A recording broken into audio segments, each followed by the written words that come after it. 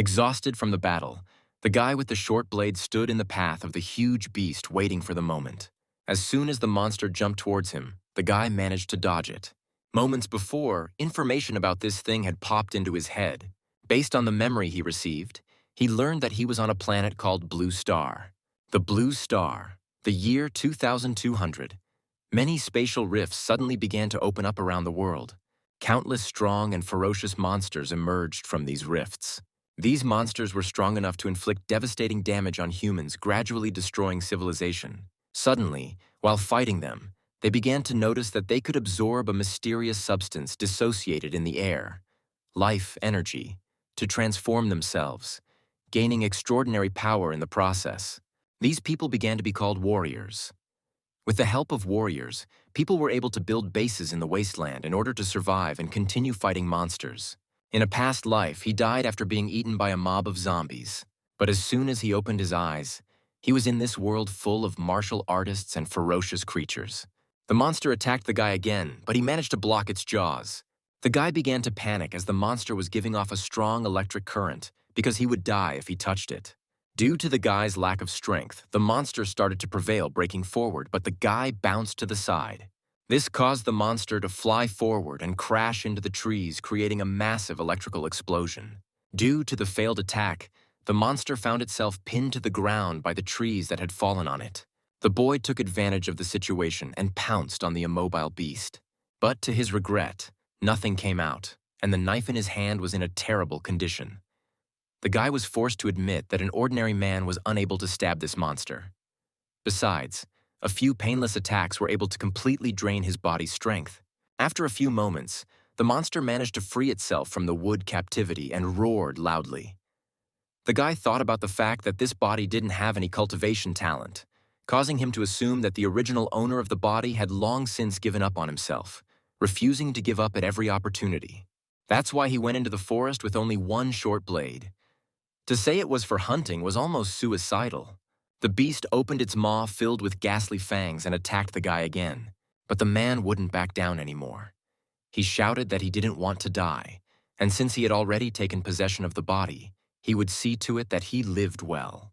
He noticed that the monster's belly was not covered in long hair, nor did the electric only cover that part of the body, which led him to believe that this was the monster's vulnerable spot. It was where its life force was located. His life depended entirely on this final blow. Just as suddenly, the monster turned into a mess just because of a single blow. The girl who killed the beast asked Chumo to get out of this forest as soon as possible. Chumo immediately realized that this was the childhood sweetheart of the original body owner, Chen Siwei. Suddenly, he remembered some scenes from the original owner of the body. Seeing how well Chumo and Chen Siwei get along, their parents decided to get them engaged. But one day, their parents died while hunting. Chen Siwei told him that from now on, the two of them would depend on each other in this world. In the next memory, Chen Siwei gave him meat, telling him that some beasts were rumored to have treasures that could change a person's body. She could already hunt on her own, hence she promised that she would definitely find a way to awaken the powers in him as well. Chumo knocked the meat out of Chen Siwei's hands and asked her not to pretend to care, then added that she was not his fiancée. Chumo blurted out that if Chen Siwei's parents hadn't called his parents to go hunting, he wouldn't have been left alone. Chumo was astonished. He couldn't understand how the original owner of the body could treat his fiancée, who had always only thought of his well-being, like this. Suddenly, Chen Siwei awed and began to sway, barely standing on her feet. Chen Siwei's condition had worsened because her body had expended too much energy during the previous hunt. Chen Siwei was already at her limit, causing her to be about to faint, but Chumo picked her up, helping her not to fall to the ground. Seeing the condition she was in, Chumo assumed that she had been seriously injured during the dangerous hunt. And once she found out that the original owner of the body had gone out hunting alone, she rushed to rescue him without any treatment. Chumo asked if she was all right. Hearing this, Chen Siwei felt relieved. After all, Chumo hadn't spoken to her for so long. Chen Siwei replied that she was fine. She then said that when an electric sable dies, it emits an odor that only its kin can hear. Preparing for another battle, Chen Siwei told Chumo to leave before the electric sable's kin came to avenge them. Chumo heard a sound and asked Chen Siwei what it was. Immediately after, the kin of the slain beast came out. A pack of electric sables simultaneously attacked the killers of their counterpart. Chen Siwei shouted for Chumo to leave quickly, and she herself rushed towards the electric sables. Striking the sables, Chen Siwei created a tremendous explosion. An explosion that threw several sables back into the trunk of one of the trees. But Chen Siwei was not left in one piece either.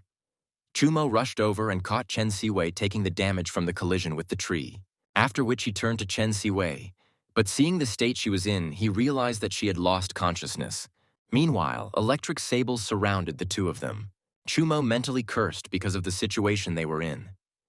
Chen Siwei's strength had already reached the level of a warrior, but even so, she was no match for these things. Thinking about what he could do, Chumo agreed that his body didn't stand the slightest chance. The worst thing he thought for himself was that he was dragging others with him to the other world. He wondered if he would die like that, right after he was reborn. He said to himself, "No." He knew there had to be a way, for he couldn't die so easily. After which, he reached back and accidentally touched the dead sable as he suddenly heard an unknown sound. And turning around, he saw the interface. Chumo wondered what that thing was, after which the collection system was activated. Chumo was trying to figure out what this system was collecting. After all, it was just the corpse of a purple electric sable. Just as suddenly, he saw the information that it was a level 1 medium ferocious beast and that collecting was possible. The electric sables tore towards Chumo, and the latter shouted that he didn't have time to study this. After all, whatever it was, it couldn't be worse than the current situation. Chumo shouted, "Gather!" Immediately afterward, the system replied that the gathering had been successfully completed, and he had received the secondary talent of Thunder attribute.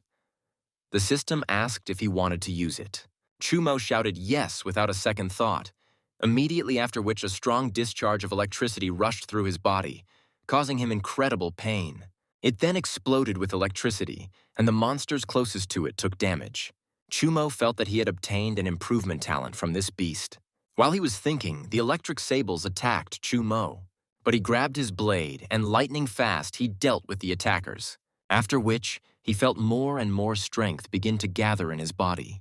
Seeing this, the electric sables were furious, causing them to all attack Chumo at once. Meanwhile, Chumo noticed that the pain from his wound had already disappeared, and his movements became easier. In addition, the attacks of the purple sables had become much slower, and the fur was no longer so indestructible. Slashing the monsters, Chumo realized that he was finally able to slash these beasts. He knew that he had a duty to deal with them in order to protect Chen Siwei. Jumping towards the enemies, Chumo shouted and dealt with each of the sables with lightning speed. Glancing back, he saw the smoking purple sables and the trail of his attack. Chumo said that although he didn't know to what degree the strength had reached after the talent fusion, but he had succeeded. Suddenly, an interface once again appeared in front of Chumo. It said that the master's basic strength was minus 1,527 Jin, and the increased strength of the master's attribute, Thunder, was 3,089 Jin. Chumo smirked, because 3,000 Jin was already the middle stage of a warrior's strength. Because of this, he was forced to admit that the talent of the Thunder attribute was truly terrifying. Chumo was pleasantly surprised since he had only just been reborn, yet his base strength had already reached 1,500 Jin, and after using the power of Thunder, it more than doubled. He felt that his body had become much stronger after the fusion of talent. As the system suddenly examined the target and suggested Chumo to continue collecting, which pleasantly surprised him because he could collect several times per corpse. And since that was the case, he didn't hesitate to arrange the gathering, through which he obtained the blood essence of the purple electric sable. Sable blood is an excellent thing that can accelerate the body's hardening speed. Although it was the lowest level, it was the best option for Chumo's body right now. Chumo decided to try to collect another one, but the system notified him that the resource of this target was exhausted and could no longer be collected, and that he could only collect the resources of one target per month. The resources that can be collected are combat skills, talents, physique, blood essence, and other things that the target had when he was alive. Chumo was frustrated because of the gathering limit, because the purple electric sable is very weak. He would have to choose the following gathering targets more carefully. Now he should take Chen Siwei home. Chumo said that the sable resources were completely exhausted, and since that was the case, it would be a good idea to harvest the meat from them. Chumo carried Chen Siwei home and laid her on the couch. Meanwhile, Chen Siwei dreamt that they were attacked by a pack of purple electric sables. Chen Siwei asked Chumo to leave, but he shouted that he didn't need her concern, immediately after which he was grabbed by one of the sables. The sable began to devour Chumo's body, which Chen Siwei watched in horror. Chen Siwei abruptly woke up and shouted the name Chumo. Afterward, she noticed how bad her headache was. A few seconds later, Chumo brought a plate to the table and noticed that Chen Siwei had already woken up. He then told her that the soup was almost ready and that they could have a bite to eat. After a while, the table was covered with appetizing dishes. Chen Siwei wondered if Chumo had prepared all of this, after which she remembered and asked how they had gotten here yesterday. Chumo asked what it was she was after all. He had gotten them out of there, and suggested that she put those questions aside for now. He suggested that she eat first, after all. Beast meat was very beneficial to a warrior's body, after which he wished Chen Siwei a pleasant appetite, causing her to blush. Chumo and Chen Siwei sat down at the table, but Chen Siwei was in no hurry to touch the food. Chumo noticed what an awkward atmosphere was hovering here and thought about what to say to her. After which, he told Chen Siwei that yesterday was very dangerous, but fortunately, they were saved by a passing expedition. Without saying anything, Chen Siwei took up her chopsticks, making Chumo assume that she didn't care at all. He concluded that Chen Siwei was just uncomfortable with his presence, so he told her that he had already eaten and was leaving for his room, and asked her to wash the dishes after she finished. Chumo asked Chen Siwei not to be shy as the beast meat would help her heal her wounds. Chen Siwei was surprised by what Chumo said. She wondered, was this really not a dream? After all, Chumo had prepared something for her for the first time in a long time, and was also talking to her. If this was indeed a dream, then Chen Siwei would prefer to never wake up for the rest of her life. Entering his room, Chumo leaned against the door and sighed loudly. He thought about the fact that the relationship between Chumo and Chen Siwei has reached a freezing point. They don't know how to communicate with each other and don't immediately find common ground. In the end, he decided not to think about it, because to survive in the future, he must not rely on any but himself. The most important thing for him now was to improve his strength. Chumo implanted the essence of beast blood into his body to purify it. Immediately afterward, all the veins in his body swelled and he fell to his knees in unbearable pain. Chumo did not expect that the sensation of the beast essence acting on his blood would be so unpleasant.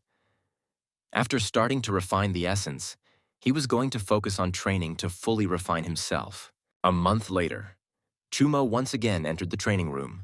Chumo slowly sighed and released a force of electricity. Then he punched his fist into the air, channeling electricity into the pile of stuff.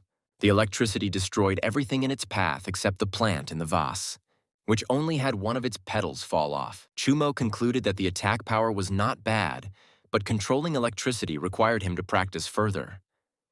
In the past time, Chumo had fully internalized the beast blood essence, and he was already eager to find out what his current strength was. Calling up the interface, he saw that his base strength had increased by more than 600 jin, and the meridians of his body had also expanded greatly.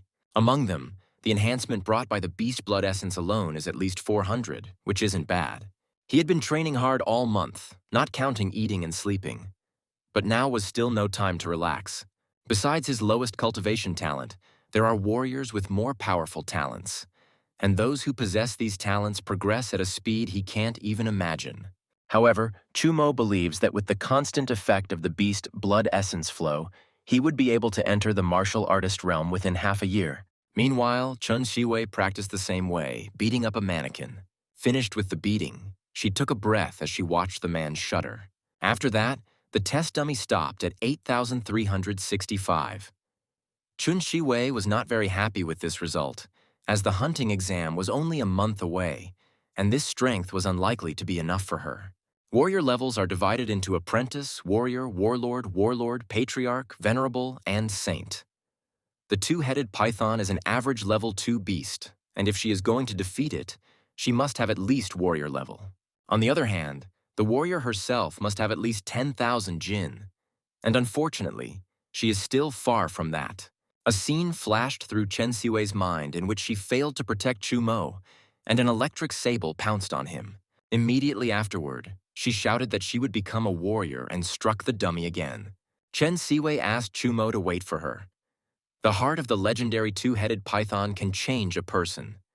Therefore, she must get it for Chumo, the commercial area of Luyang security base. While looking over the goods, Chumo here and there heard merchants advertising the beasts and martial arts they were trading. Walking past the monster counter, Chumo turned around to look at it but did not linger on it. Chumo examined each monster, but he didn't dwell on them since they were all only level 1. Chumo felt that it was pointless to gather all of these beasts, as their talents and body features were far worse than what he had now, which meant that he, at the very least, needed second-level beasts. Suddenly, a gang of people got in Chumo's way. Only upon seeing Chumo did the two start discussing the trash from their first Luyang Academy, after which, one of them asked Chumo if he was that swagger with no talent or physique. Seeing this fellow, Chumo fiddled as Zhou Qi was in front of him. Chumo began to ask why he was glaring at them, and explained that Brother Qi was a genius of their class. His strength had already reached the peak of a disciple, and he had 6,000 jiangs of strength. They also reminded them that Chumo would have been thrown out long ago if Chen Shiwei had not stood up for him. The disciples demanded that Chumo leave Chen Shiwei alone if he had any shame, because she and their brother were perfect for each other. Zhou Qi asked Chumo what was the point of coming here in search of beast materials. Wasn't it because he had the courage to take part in the hunt? Zhou Qi grabbed Chumo by the collar and promised that he would let Chumo see for himself how Chen Shiwei would groan in front of him. Chumo asked Zhou Qi if the man's life had taken a turn for the worse. Zhou Qi ripped his hand off Chumo's clothes and laughed, asking the rest of the disciples to look at the swaggering girl living off the girl showing her fangs. Chuki told Chumo to come to the hunting exam in a month unless he chickened out, of course. Chumo felt that Zhou Qi wanted to kill him, and since that was the case, he was going to start training as soon as possible to gain an advantage. To deal with Zhou Qi, he can no longer target second-level beasts. He needs at least third-level beasts. The levels of beasts in the market are too low. He couldn't see the third level anywhere, which means he needs to think of another solution to this problem. Suddenly, there were shouts of "Streaming wind returns!" Зрение Чумо видели людей, которые бегут, чтобы посмотреть на них, поскольку они были слухами, что они убили уровень 3 beast. The warriors cried out when they saw the earth dragon itself. Moreover, it was the same beast that was rampaging north of the base. It was rumored that this beast had already reached the 3rd level, because of which it had managed to kill many warriors, and even a few warlords had been eaten by it. Chumo was astonished when he saw the swift wind warriors, for those were so strong that he could sense their aura from afar. The squad member explained to the people that all the rumors were true, and their captain was already at the middle stage of the warlord realm, which was the reason why he could hunt and kill level 3 beasts. Right now, they are currently recruiting for a squad. Those who wish to join are required to be of the late warrior stage warrior level and above. Special attribute holders are willing to make an exception, as well as... Everyone was amazed at what they heard, and many wanted to join the rushing wind squad. Just as suddenly, Chumo from the crowd smiled, for he had finally found his goal of the month. Some people, after seeing a level 3 beast for the first time, started asking to touch that one, and the member of the rushing wind was fine with that. Chumo realized that this was his best chance, and together with everyone else, he extended his hand towards the beast using gathering. After that, he discreetly hid what he had received under his sweater. Just by touching what he had collected, he could already feel the energy seeping into his skin. A notification appeared on the interface stating that the gathering had been successfully completed and that he had obtained an average improved physique. The system asked Chumo if he wished to start the fusion. The average physique is something that can fundamentally change the physique of normal people. Back in the training room, Chumo dared to start fusing. He implanted the dragon essence into his chest, starting the fusion. Immediately afterward, he screamed and crouched down in unbearable pain. He felt as if his bones were breaking during the fusion. Seconds later, the pain peaked and the veins on his body ballooned.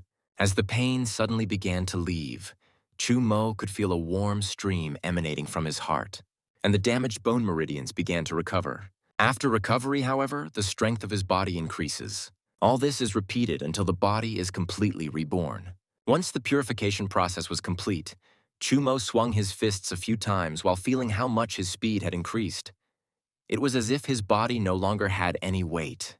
Chumo decided to hit the training dummy, but to his surprise, the previously invulnerable dummy was sealed into the wall. The improved physique was clearly worth it.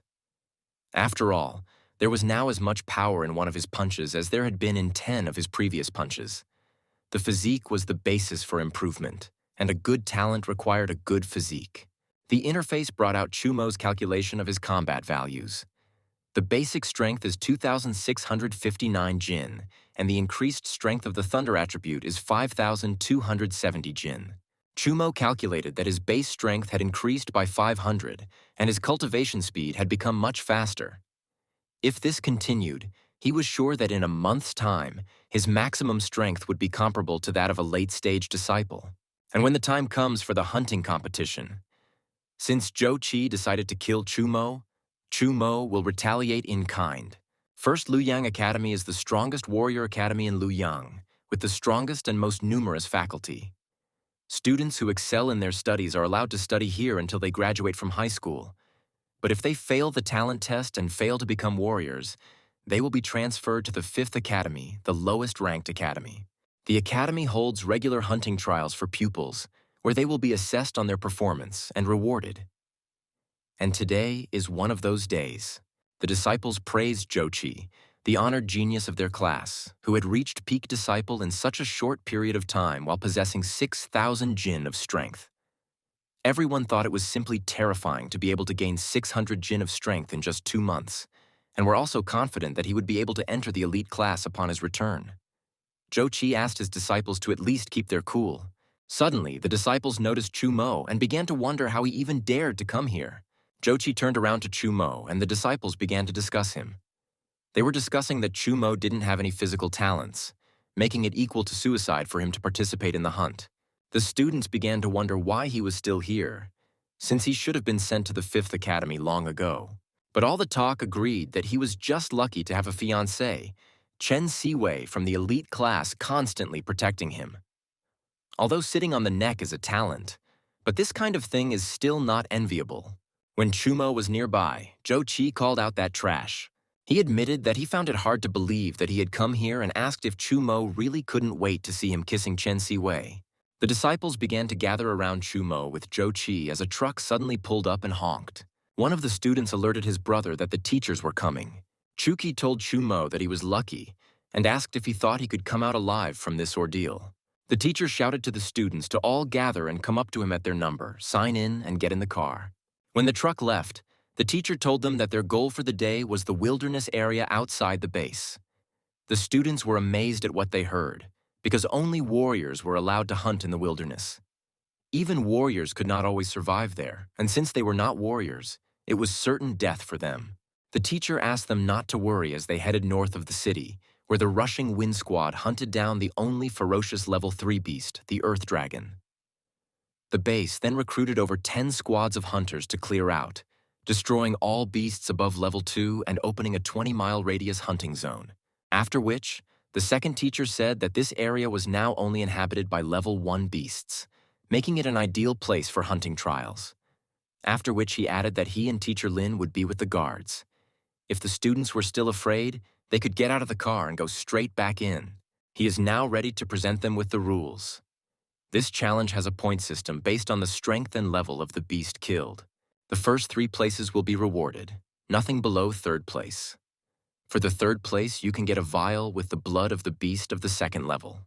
You can get 2 vials of level 2 beast blood for 2nd place. 1st place will receive 3 bubbles as well as a bronze level martial arts book. The disciples were astonished when they heard about the book and blood, for these rewards were even too generous. Besides, it was obvious to everyone that only geniuses like Zhou Qi could win the 1st place.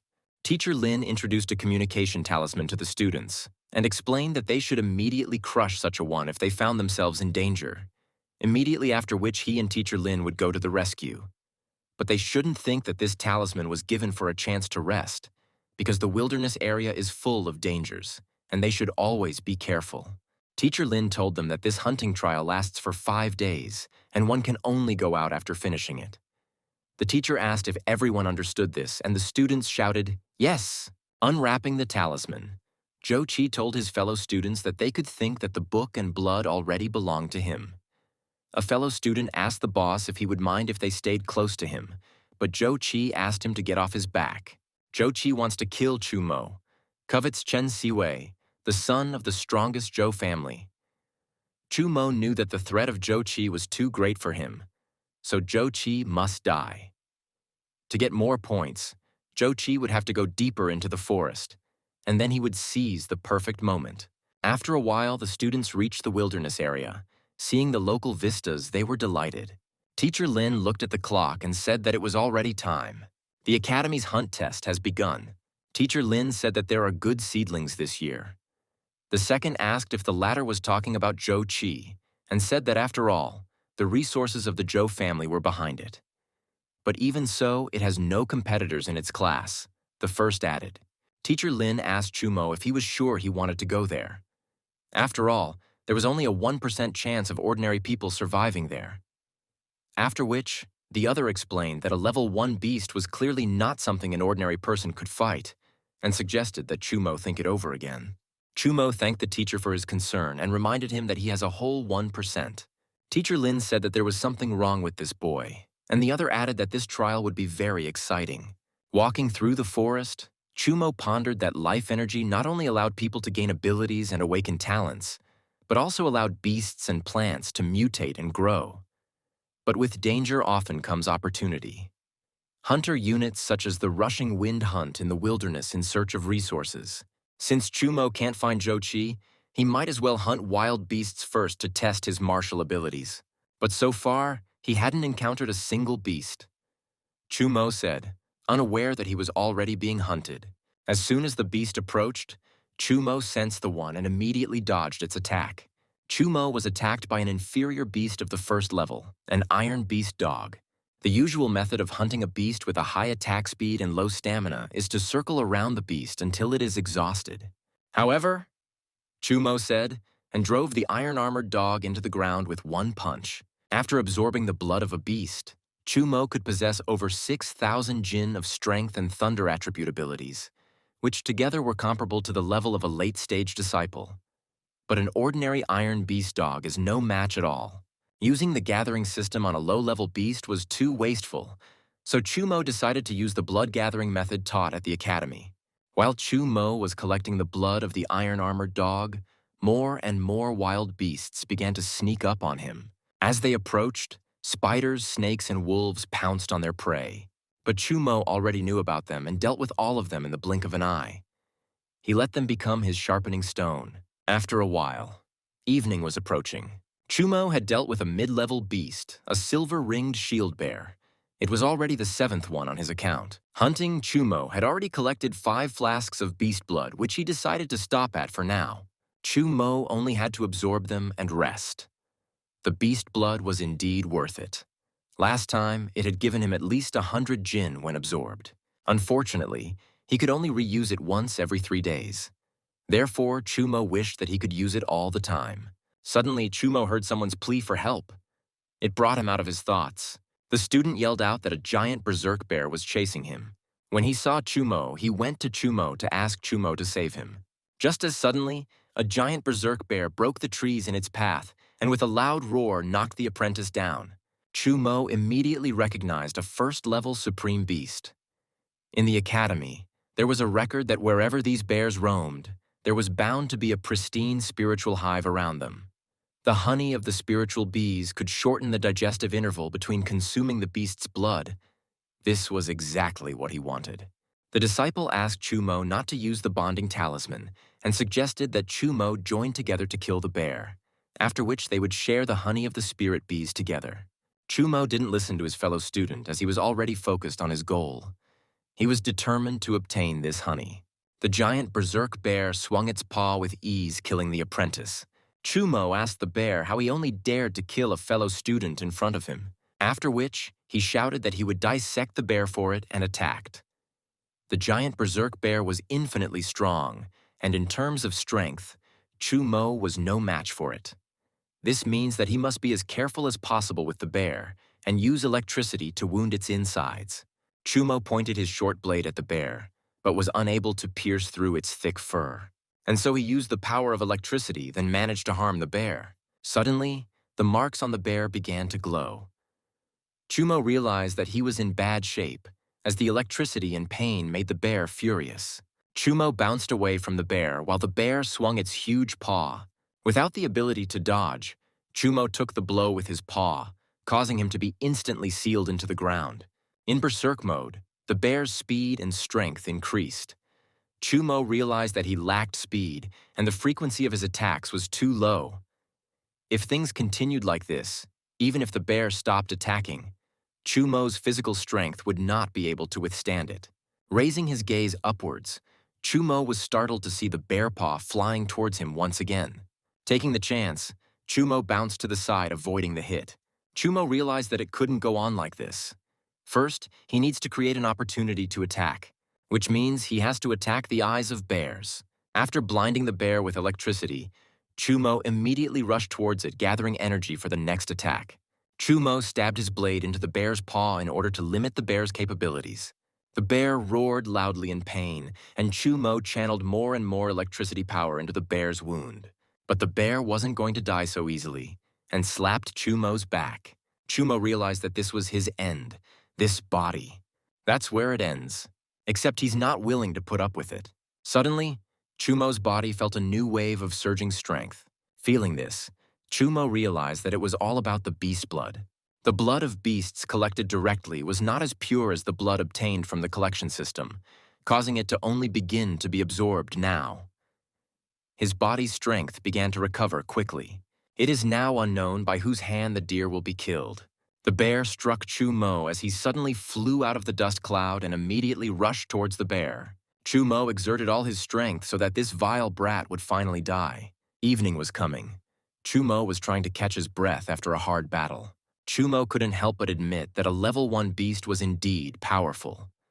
Just a single strike was enough to render a person defenseless. If it wasn't for the strength of the beast's bloodline, the man would already be dead. Speed, however, was crucial in a battle like this. Chumo thought that if he could find a talent for the wind attribute, he would be able to compensate for his disadvantages.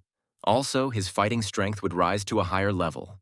Just as suddenly, Chumo felt a familiar murderous aura and turned around to see Jochi flying towards him. Jochi approached Chumo so quickly that he managed to surprise him with his speed. Just as suddenly, Jochi disappeared from Chumo's sight, causing Chumo to assume that Jochi possessed the attribute of wind. After looking around the battle site, Jochi recognized that there was a reason why he had sensed that there was a lot of noise. As it turned out, that Chumo and his fellow disciple had encountered a giant berserk bear. Jochi assumed that the disciple and the bear had died during the battle, which meant that he had come at the perfect time, or else Chumo, the piece of shit, could get away with impunity. Chuki told Chumo that no matter how much he tried, it was all to no avail, because the latter had let him find himself. After which Jochi began to compose himself, he said that he felt sorry for the fellow student who fought hard against the bear, and Chumo took advantage of the situation to stealthily kill him. Jochi, who was passing by, happened to see Chumo's cruelty, causing him to become enraged and kill the bastard Chumo. Jochi asked Chumo, would a good story come out of this? Listening to Jochi's nonsense, Chumo did not give in to provocation and remained silent. Jochi admitted that there is no deep grudge between him and Chumo. The only problem is that Chumo is Chen Siwei's fiancé. Only with her is he lucky, but with everything else, Chumo is in trouble because he is a weakling. Chumo told Jochi that the latter was absolutely right. Jochi interjected for what he had heard. He asked if he thought Chumo would pity him for agreeing with his words. Jochi assured Chumo that there would be no mercy. Chumo interrupted Jochi, saying that the latter misunderstood him. After all, what he means is that there is no grudge between them, but Chen Siwei is his fiancée. Therefore, Chumo attacked Jochi, shouting out that he just had to ask Jochi to die. Jochi dodged Chumo and, noticing the electricity, asked, "What the hell?" He asked how Chumo could have a talent for the thunder attribute. After all, it meant that Chumo had only been pretending to be an ordinary person all this time. Chumo once again chopped at Jochi, but the latter avoided the attack, forcing Chumo to admit that he was indeed fast. Jochi appeared behind Chumo and was already preparing to attack. Chumo panicked as he had no way to dodge the attack. Concentrating the wind energy, Jochi swung his blade to attack Chumo, but in response, Chumo did the same action and blocked Jochi's attack. Jochi was astonished that Chumo was able to pierce through his wind blade. Realizing that he would not be able to withstand Chumo's attack, he quickly retreated. Zhou assumed that since Chumo had managed to break his wind blade, he was already at the late disciple stage. But that was impossible, as Chumo was a recognized trash who was incapable of cultivating. Chumo explained that what Zhou sees may simply not be true, after which, Chumo asked Zhou if he could dodge his next attack and created electric discharges. In preparation for the battle, Chumo had done special training on how to accurately control the thunder talent, and now it would finally come in handy.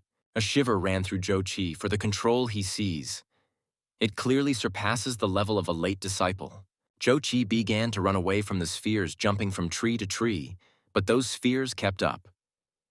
He shouted that even if Chumo was a late-stage disciple, it was worthless because he had a talent for the wind attribute, causing Chumo to never be able to hit him. Chumo surrounded Zhou with charges of electricity and attacked him as he suddenly disappeared. And in the next instant, Zhou appeared behind Chumo's back, and with a chopping motion of his blade, he shouted out that unlike Chumo, he could attack. Although Chumo managed to dodge Zhou's attack, but he managed to leave a wound on his face.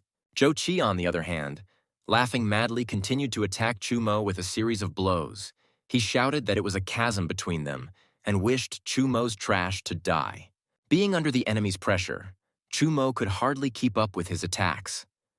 Chumo was forced to admit that Zhou was right. No matter how powerful an attack was, it was useless if it could not hit the enemy. With his speed, even if Zhou would only leave a small injury, sooner or later he would crush him to death. Not only does Zhou have speed, but his reflexes are also incredibly high. Seeing the wind attribute in person, Chumo only coveted it more. Chumo thought, no matter how Zhou moved, the last point of impact would be near, and at that moment, his trajectory could be predicted.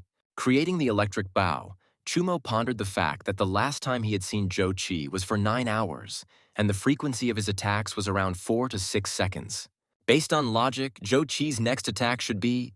Chumo turned around and shot to where Zhou should appear. Seeing the arrow, Zhou panicked, for he would not be able to avoid this attack. Immediately afterward, he was pierced by an electric arrow. Falling from the tree, Zhou shouted that this was simply impossible. Chumo was able to guess the perfect moment to fire and decided to quickly finish the job. After all, it would be bad if Zhou managed to get up. Zhou shouted out that Chumo was just trash, after which he wondered how could he.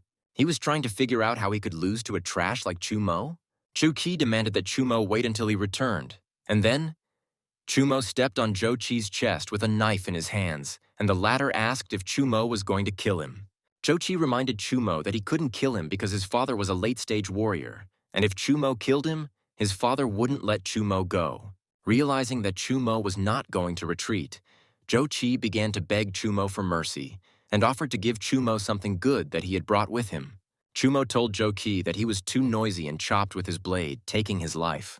The interface announced that Chumo had killed Zhou and asked if Chumo was going to start collecting.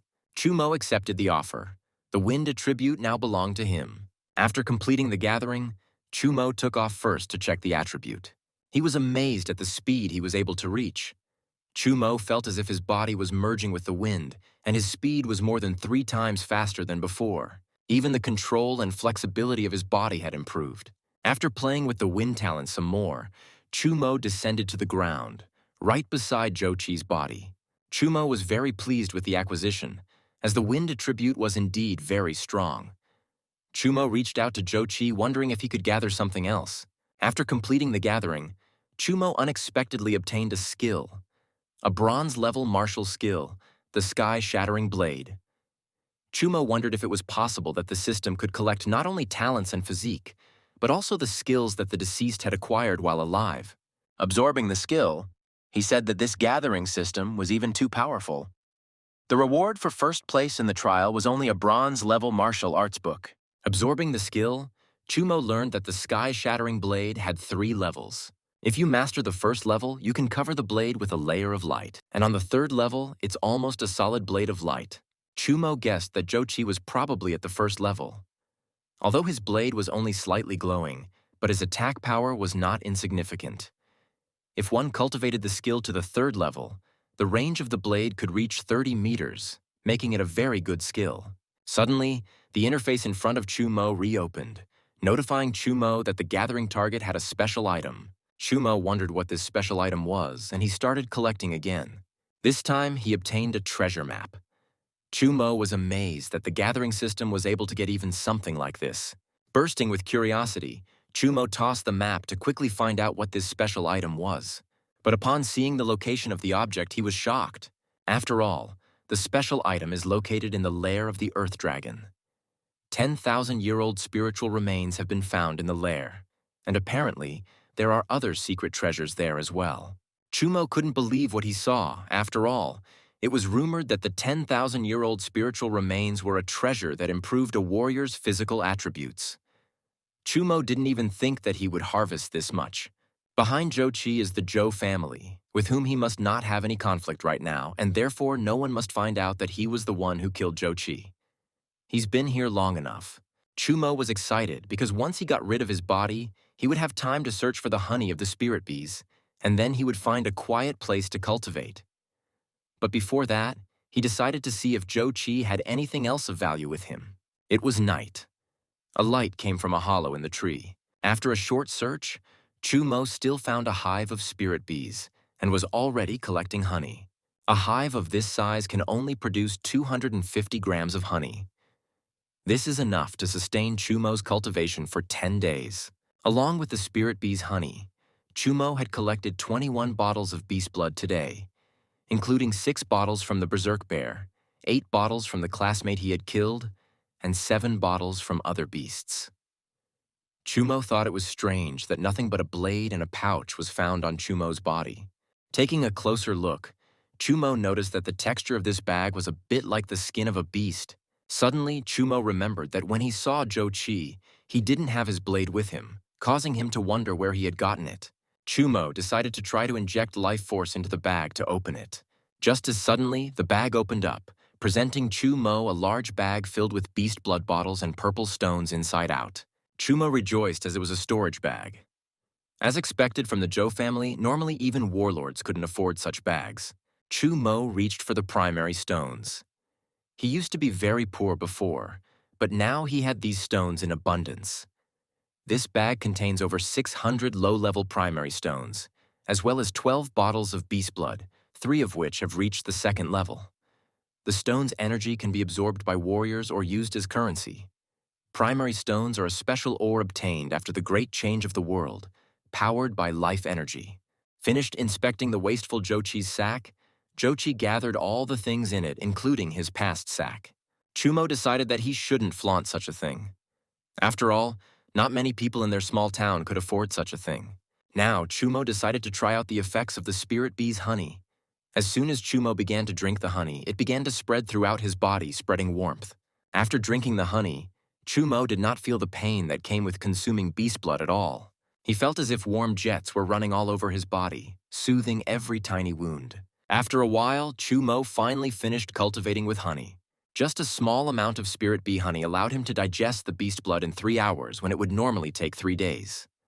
Chumo thought that if he had a constant supply of this honey, he could consume an unlimited amount of beast blood.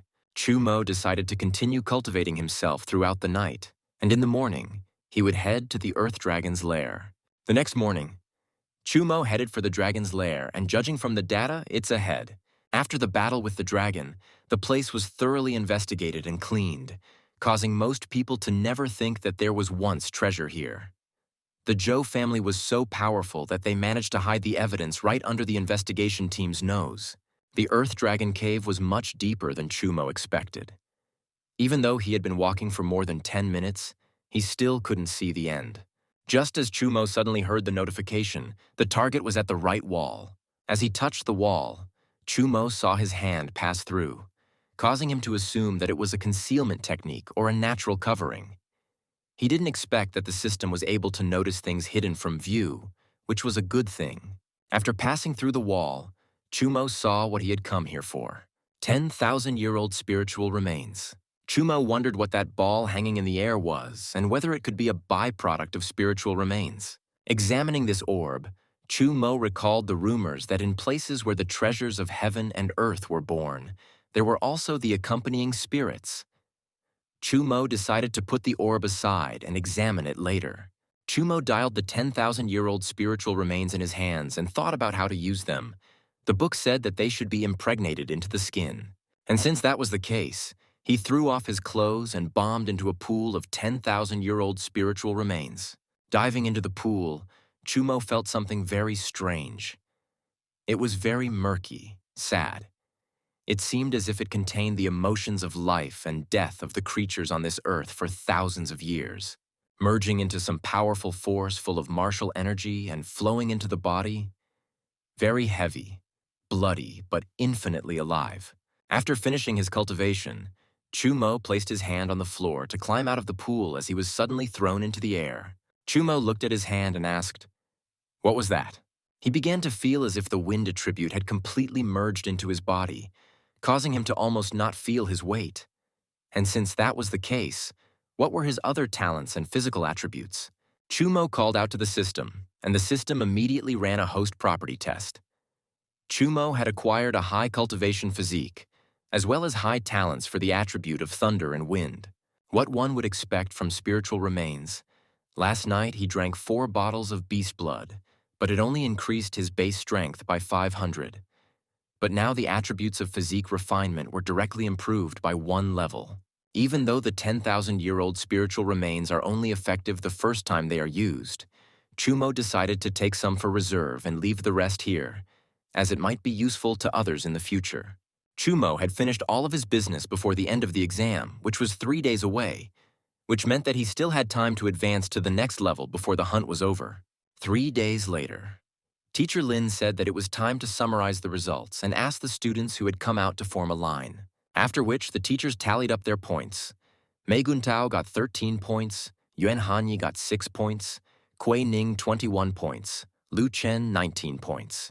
While the students with low scores were complaining, the student with 67 points was happy as he has a chance to take second place. Everyone expected Zhou Qi, who would probably be coming soon, to be in first place since he was the best here. Just as suddenly, Chumo walked out of the forest, causing the disciples to shriek in surprise. Chumo asked the teachers to count his points and opened his backpack. Seeing the materials that fell out, the teachers were speechless. After a while, the teacher counted Chumo's trophies and gave him 103 points. The students immediately started discussing this. No one could believe that a trash like Chumo was capable of scoring that many points, causing them to assume that he was cheating. Teacher Lin looked at the clock and shouted that time was up and that the trial was over, after which the disciples looked towards the forest as Zhou Qi still hadn't returned. One of the disciples wondered if he had gotten into trouble, while the other said that Chumo must have collected the leftovers after Zhou Qi. Teacher Lin asked Chumo if he had encountered Zhou Qi in the forest, to which he immediately replied no. Teacher Lin asked if he was definitely telling the truth. If so, he wanted to know where he got all these beast materials from, to which Chumo replied that of course he put it all together himself. Teacher Lin asked the other to calm down. Although he felt sorry for Zhou Qi, he was sure that there was no way Chumo could have killed him. The teacher was forced to agree to this and ventured to announce that the first place winner of this competition is Chumo. The teacher explained that the test reward would be given to them at the academy, because there was a danger here that could kill Zhou Qi, making them unable to stay here for long. He ordered the disciples to get into the car immediately. When Chumo was getting into the car, Teacher Lin asked for him to linger a little longer. He reminded that Zhou Qi was dead, and at the same time, Chumo had so much loot, which meant that Chumo should realize that Zhou's family would not believe that he had nothing to do with his death. Teacher advised that Chumo should go home immediately after receiving the bounty and not leave for a while. In the evening of the same day, Zhou family home at Luyang Base, Zhou Cheng. The head of the Zhou family asked why he was suddenly told that his son had fallen in the hunting competition of a simple academy. And why has his corpse still not been found? Kei Nian, the Zhou family's early-stage warrior master, replied that this was what the academy had said. The young master's body was not found as it was probably eaten by a wild beast. But the strangest thing was that the first place was taken by a worthless person who didn't know how to cultivate. He also had clashes with the young master over a woman. Zhou Cheng was enraged to hear that a worthless person had managed to take the first place from which he grabbed his tiger's head. After that, there was a loud sound of a skull breaking, and a few moments later, the tiger fell lifelessly beside Kanian. Kanian asked his master to calm down, but he said that there was a demon lurking in everything abnormal, and demanded that that disciple be brought to him as soon as possible. He felt that if it was really related to that child, then the secret treasure he had asked Zhou to find should also be in his hands. After returning home, Chen Siwei said, but as she looked around, she noticed that no one was home. From that day onwards, Chumo started cooking her food every day. It was as if he had become a completely different person. Chen Siwei decided to practice before eating, because the hunting trials are only a month away. During this time, she must reach the warrior realm, take the first place, and get the heart of the two-headed python. Reaching the mannequin, Chen Siwei was surprised by what she saw. After all, the injuries were like electricity marks, causing Chen Siwei to wonder when she only had time to do this. Abandoned area outside the base. The system had calculated the host's combat values. Chu Mo's strength is 9,900 Jin, and the increased strength of the Thunder attribute is 19,700 Jin. A month had passed since Chu Mo had returned from the hunting trial, and on the 15th day, his strength had risen to 9,900, which meant that he was only a month away from the warrior realm. But for the past 10 days, he had no improvement. Apparently, Chumo had already reached the peak disciple level and only had a narrow space to traverse to enter the warrior realm. Chumo decided to practice using a technique for a change, which was the bronze-level technique Luoyan Step, the reward for the hunting trial. In order to use the technique, Chumo would need to concentrate most of the energy on his feet and disperse the rest of it throughout his body. After which, Chumo took a few steps back and forth to the south and southeast. Suddenly, Chumo carelessly twisted his leg and began to fall, but he managed to stop his fall by touching the ground. For this technique, not only does he need to control his vital energy, but he also needs to watch his breathing. The movements of his entire body, and even his heartbeat, accelerates because of the technique. An ordinary warrior probably shouldn't use such a technique. However, now that he had the wind attribute talent, it was as if this technique was tailor-made for him. In addition, Chu Mo had already found a little trick. Luoyan Step is a bronze-level movement technique. Chu Mo recognized that it was indeed extraordinary. After all, its instant short-distance movement combined with the shadow effect in real combat, it would definitely give a good effect. Chu Mo used the Luoyan Step again and again to get used to using it. After a while, Chu Mo was out of breath, at which point he decided to end today's training and return home. Suddenly, Chu Mo felt someone else's presence. Immediately afterward, an old man landed beside him. The old man reported to Chu Mo that his master was inviting him to the banquet to talk. He then asked Chu Mo not to disregard the invitation. Chu Mo said that he did not know this gentleman and did not want to know, so he asked that they leave him alone as he had to go. The old man explained that his master is Zhou Cheng, who has the strength of a late-stage warrior. He can become a warlord in the future and is an influential person in the entire Luyang base. The old man asked Chu Mo, how dare he refuse his master? Chu Mo immediately realized that Zhou Cheng was Zhou Qi's father, which was not surprising since he had already guessed that they would set their eyes on him. Chu Mo replied to the old man that he would probably think about it if the master personally came to see him, and asked the old man who the old man even was. The old man called Chu Mo an ignorant brat, and pounced on him and shouted that he would bring Chu Mo by force if he refused. Only Kanian touched Chu Mo as he began to dispel. Kanan recognized that this was indeed an amazing technique, as he suddenly remembered that Chu Mo couldn't cultivate. Suddenly, he saw the sword that belonged to his young master in Chu Mo's hands. Keenan shouted out that his master was not mistaken that his son's death was related to Chu Mo. Keenan attacked Chu Mo once again, immediately after which he was at his back. Turning around, Kanian was horrified as Chu Mo used the young master's sky-destroying blade skill. Kanian managed to dodge the technique and asked Chu Mo as he could. Chu Mo said that it was a sky-shattering blade first level. Kanian shouted that this was outrageous and flew into the air using the flame attribute. Kanian used the Fire Vulture claw skill and attacked Chu Mo, while asking the one how he knew the young master's technique and what he had done to him. Chu Mo replied that if he wanted to know about it, he could ask Master personally, and attacked the one with a multitude of wind blades. Kanian asked Chu Mo how could his technique be stronger than young master's if he had a similar talent. Facing Chu Mo's wind, Kanian shouted that Chu Mo would confess everything under torture. Chumo evaluated the opponent, that early-stage warrior with the fire attribute. But at best, the old man was inferior to him. Chumo's talent had reached the highest stage, and his physique had reached a higher stage, so he had nothing to fear. Kanian shouted, pouring all his strength into his blows as a gap suddenly appeared in the wave of blades. Kanian shouted that Chumo would now see him break inward through the blade wave. After getting as close to Chumo as possible, Kanian shouted out, "Die!" Chumo in turn chuckled and used the thunder attribute. He had finally waited for this moment. Chumo grabbed the shocked old man's face and drove him into the ground. After that, the street was filled with light due to the many directional lightning bolts. There was no point for anyone at early warrior strength to parry in front of Chumo. After all, his current strength should be comparable to that of a mid-stage or even late-stage warrior, but Zhousheng had already targeted him, and it was very likely that he would now attack personally. He had already been at the late stage of a warrior for many years, causing Chumo to be almost certain that he was no match for him. Chumo wanted to move from disciple to the realm of warrior as soon as possible. He suggested that perhaps he could push the limits of combat capabilities if he went into the wilderness. Warrior Supply Room. The Warrior Supply Room is a mandatory place for warriors before they go hunting.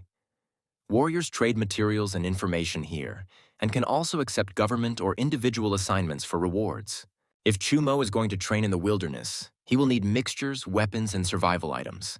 Best of all, it's all about buying everything you need from one store. Jade House belongs to the famous business alliance. At the entrance, Chumo was met by a vendor who asked how they could help him. Chumo explained that he was going into the wilderness for a while and needed to buy some necessities. Chumo asked what recommendations they could give him about this. The girl said that in that case, Chumo had chosen the right place. After all, their store provided a full range of survival kits, from first aid supplies to all sorts of wilderness survival supplies. She said that many warriors outfit themselves in their establishment, because of which the sales are very good. When Chumo chose what he wanted, the girl said that it was all worth 600 stones. She assumed that he was definitely a strong warrior, since he could afford such a sum at such a young age. Suddenly, Chumo heard screaming. The man demanded the girl to leave him alone. He explained that the problem was not that he didn't want to help her, but that her request was too difficult. After all, the two-headed python was a level 2 medium beast, which required at least a medium-stage warrior. The girl kept begging the warrior for help. She offered to give him the beast egg and all her primary stones. As soon as he left, people started discussing the girl. The poor girl lost her parents at an early age. She was adopted a few years ago, and now her mother is sick. And to cure the illness, she needs the heart of a two-headed python. But unfortunately, quite a few people would dare to go for such a powerful monster. If the girl had a lot of money, maybe someone would dare, but she only has a beast egg that won't hatch for another 10 years. Chumo assumed that killing the two-headed python was not impossible for him right now. Moreover, he remembered that the habitat of the two-headed python was in Dashu Mountain, where he was about to go. He felt sorry for the girl, and since it was within his power, he would help her. Chumo asked the girl if her assignment was still on. With tears in her eyes, the girl asked Chumo if he was going to accept this assignment. Chumo said that he would take care of it, after which he took her hand and stroked it, and the girl began to thank the master warrior for daring to help her. Chumo asked the girl to go home and wait for his message. The people around him began to discuss whether there was really a man who would take such a mission, because it meant that he had nerves of steel, or he was just trying to calm her down. The old lady asked the mistress if they should stop this young fellow, to which she replied that since he had taken it up first, they wouldn't have to do anything now. The old lady said that this young man had a good temperament. Even though it was a thankless task, he took it up anyway, which is rare these days. 2 days later. Wilderness area, Mount Dashu. 20 miles away from Luoyang Base is a relatively safe area where the base's students are also regularly tested. The closest wilderness to Luoyang Base is Dashu Mountain, which is 100 miles away. It is the best place to improve training and find materials for warriors. In half a day, Chumo had already fought dozens of Iron Mantis, second-level inferior beasts, showing the effect of his training. With the increased thunder talent, Chumo's strength had reached 50,000 jin, and because of the concentrated consumption of beast blood and heavenly treasures, The somewhat fragile wind power is getting stronger and stronger. The sky-shattering blade has broken through to the second level, and Luo Yan's step is on the verge of breaking through. Once Chumo broke through to the warrior realm, he would immediately start looking for the two-headed python. First, Luyang Academy. The students were discussing whether today's meeting was the announcement of the start of the academy's main trials. They were also talking about the rumors that even the dean was coming. They then noticed strangers off to the side, but decided not to contact them. Shen Jin, the master patriarch and also the dean of the academy, asked the students for silence. After which, he revealed that this time, the hunting trials would be different from the past ones. For this year, Luyang Base will join forces with Changfeng Base for a dual trial. This hunting trial is not only available to students of the first academy, but also to other academies and martial arts schools in the base, as well as all students of the Warrior Academy in Changfeng Base. The disciples were amazed at these double trials, for the magnitude of this trial is enormous. Although these trials offer many rewards, they are also much more dangerous. The dean admitted that he knew what everyone here was worried about and said that this test would take place on the outskirts of Mount Dashu, because of which he didn't need to tell them how dangerous it was. Therefore, students are allowed to freely form teams, and at the same time, students can opt out of the exam. The dean then reminded the students that where there is danger, there is also opportunity. Indeed, both bases are offering very generous rewards in this challenge. The top 10 teams or individual participants will be rewarded with prizes that include storage bags, martial arts skills, beast blood and primary stones, among others. The elite class of the first Luyang Academy. The tall blonde guy said that it was quite interesting and that he should get the reward. And the shortest of them all said that it was rumored that there were level 3 to 4 level beasts there, and that he was accepting the challenge. Chen Siwei was glad that Chumo did not come here, as this trial was clearly not for him. 3 days ago, she had successfully entered the warrior realm and her strength had increased greatly. Therefore, she was confident that she would definitely be able to enter the top 10, and at the same time, she would kill the two-headed python to obtain its heart. After all, that was the only way Chumo would be able to obtain her talent. Just as suddenly, Chen Siwei heard the shouts of disciples nearby. Xu Guang, who is the genius of Changfeng Base, said that Luyang is really empty, because there is not a single person here who can fight. Changfeng's disciples mocked Luyang's disciples, and boasted that their master was blessed by the heavens. After all, his talent was the ultimate sword art, and his strength had already reached the level of a mid-stage warrior. Therefore, the Luyang trash should be proud to be honored by their master's presence. Lu Zhan's disciples asked how dare they say such things. When the test begins, they will know what it means to spew misfortune out of their mouths. Xu Guang grinned, right after which he instantly swung his blade, trying to chop the Luyan disciple. Suddenly, Chen Siwei blocked Xu Guang's blade and reminded him that fighting was forbidden in the academy. Xu Guang admitted that he hadn't expected that there were such beauties living in this backwoods. The teacher asked the students what they were doing, then ordered them to stop and get ready to leave. Before leaving, Xu Guang told the beauty that they would meet again at Mount Dashu. 3 days later, Dashu Mountain. Chumo was practicing destroying the monster hordes when suddenly thunder rumbled. That sound of thunder rumbled throughout the tired Chumo's body, which means he's getting close to breaking through to the next level. Seeing Chumo like this, the beasts attacked again and again, expecting that they could tear apart the tired victim. But the moment one crosses the barrier of the warrior realm, energy is accumulated in the body that one can't get rid of on his own. So he needs guys like this. Chumo once again attacked the monsters, releasing a huge amount of electricity. Chumo had finally broken through to the warrior level. A few moments later, Chumo was alone in the middle of the crowd of dead monsters. With the change to a new level, all foreign impurities left Chumo's body. The change purifies the entire essence, revealing a new level. The gathering system has done a calculation of the host's combat values. The host's basic strength is 17,710 Jin, while the increased strength of the thunder and wind attribute is 71,235 Jin. Chumo had finally overcome 10,000 Jin and become a warrior, and after attaching the attributes of thunder and wind, he could still fight opponents at the middle warrior stage. Now he could not be afraid of Zhou Cheng, as he was almost able to resist him. But other than that, He was walking towards the habitat of the two-headed python, practicing along the way, but he didn't expect to encounter it much sooner. The huge beast was clearly attracted by the sound of Chu-mo breaking through. Chu-mo wondered, is this hulking brute really only a mid-level second level? After all, with such an aura, he was clearly close to the highest second level, which was comparable to the late stage of the warrior level. The two-headed python spat out a black jet of venom, causing Chu-mo to dodge. Just as suddenly, a second python head moved towards Chu-mo. Reacting in time, Chu-mo bounced off the serpent's fang and dodged the second head. At the same moment, the first head behind Chu-mo began to spread its poison. Chu-mo's business was bad, for this poisonous mist would paralyze a person. Chu-mo used the Luoyan step skill to avoid the venom, while pondering the fact that both of the python's heads were working in perfect synchronization. Every attack from one of the heads would cause him to move towards the other, which meant that he would no longer let the snakes take him by surprise. While Chu-mo was avoiding the poison, the second head swiftly reached for him, but it only managed to tear his clothes. After avoiding the attacks of both heads, Chu-mo began to retreat, contemplating how he could win. He realized that he couldn't move faster because it would take all of his energy. He decided that he didn't have to dodge anymore. He concentrated all the energy in his legs and used the residual energy from breaking through to the warrior realm to use the second level of the Luoyan step.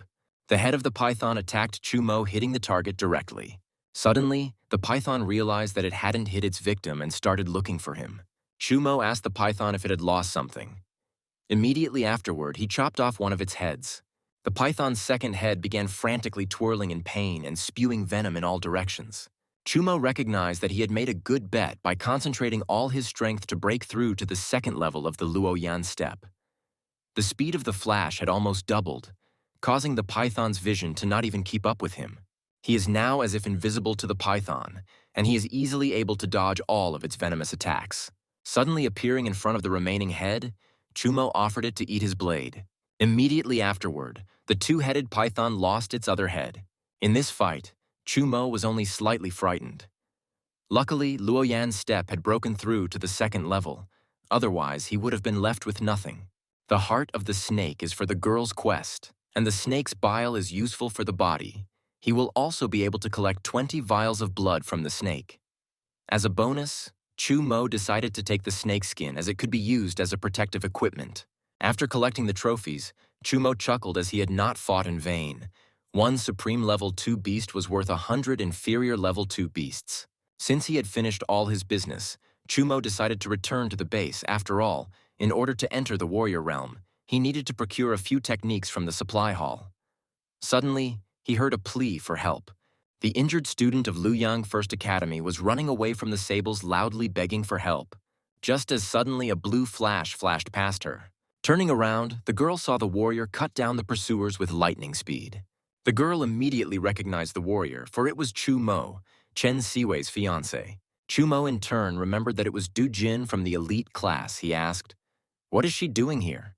Hearing about the elite class, Du Jin shouted that they had stumbled upon the wolf chaser king, also Shu Lei. Du Jin told Chu-mo that Chen Siwei was in danger and that he should save her. Chu-mo grabbed Du Jin's hand and asked what was wrong with Chen Siwei and what she was talking about. Du Jin wondered if this was really the same Chu-mo that Chen Siwei was constantly protecting. After all, he was unable to use strength. If that's the case, then how did he defeat that second-level beast? And is his strength really at the late stage of a warrior? Seeing her trembling, Chu-mo realized that he might have scared her. Then he let go of her hand and apologized. Chu-mo asked if she was okay and what had happened to all of them. Du Jin said that this year, Luoyang and Changfeng bases had teamed up to do double trials on Dashu Mountain. She and Chen Siwei were walking together, and when they were gathering wind spirit herbs, they were suddenly attacked by a pack of wolf herders. Chen Siwei protected her, and they managed to escape together, but Chen Siwei was stopped by Changfeng base genius Xu Guan and his men. Chen Siwei asked her to run to the other members of the elite class to help her, but as she was leaving, Chen Siwei was injured. Du Jin pleaded, "Let Chu-mo save Chen Siwei as soon as possible. She is 10 miles to the southeast." Chu-mo said that he would of course save Chen Siwei. He threw Du Jin a bottle of beast blood and advised him to rest to find elite class elite disciples. Immediately after that, he was speeding southeast. Dujin wondered what was going on right now. After all, not long ago, she was very scared because of the wolf chasers. But when she saw Chu Mo, she felt relieved. She felt as if he would definitely be able to save her.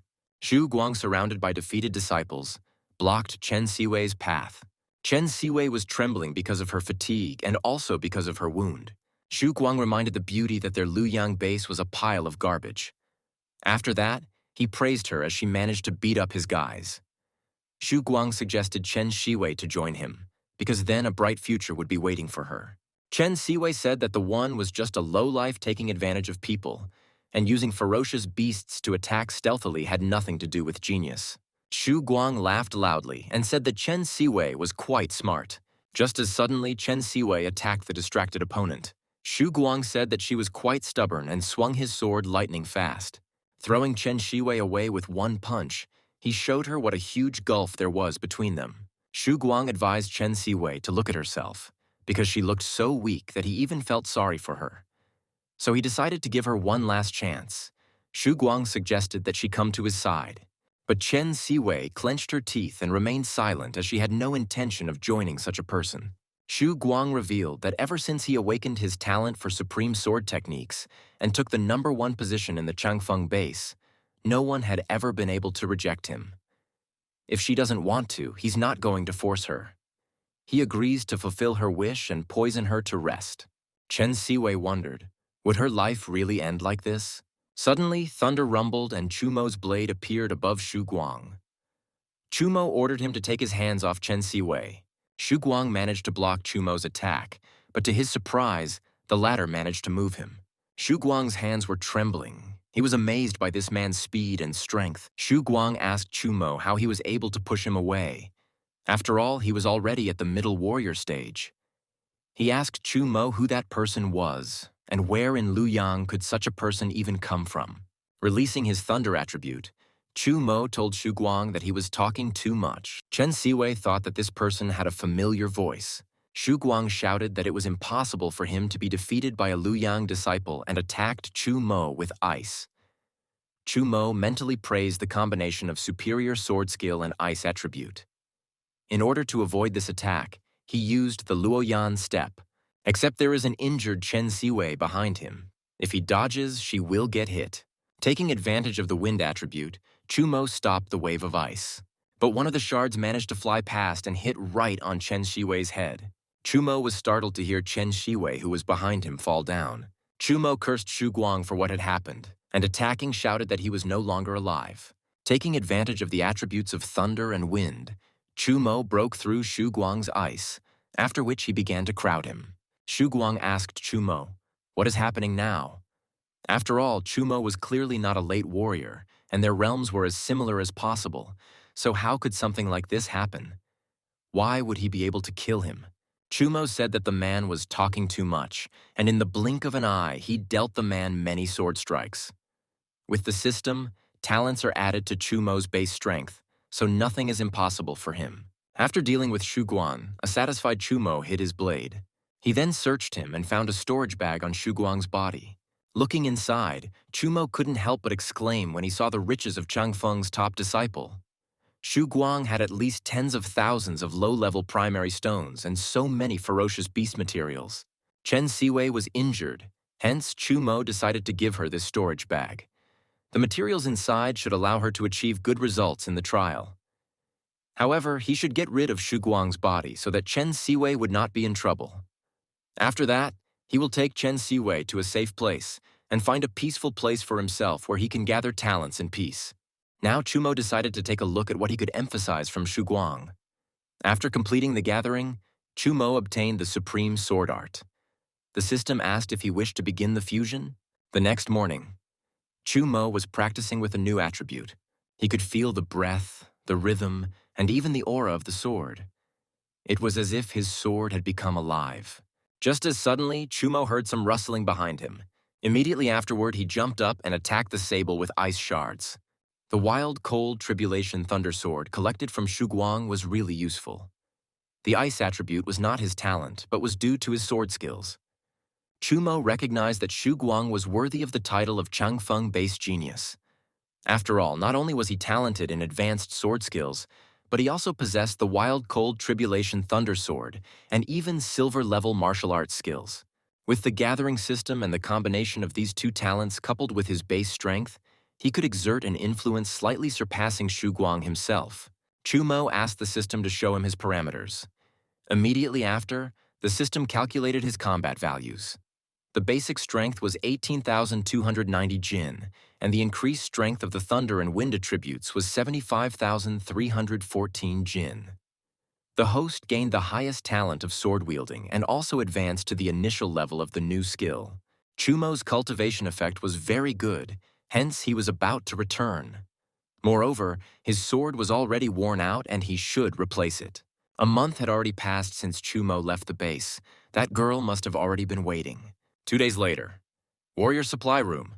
The girl was waiting in the rest area for Chumo to return. Just as suddenly she heard someone enter. Turning around, she saw that it wasn't Chumo again. The hunter explained to the girl that that boy was not coming back, as he must have died in the jungle. The two-headed python is a level 2 beast, and if it could be defeated so easily, it would already be alive.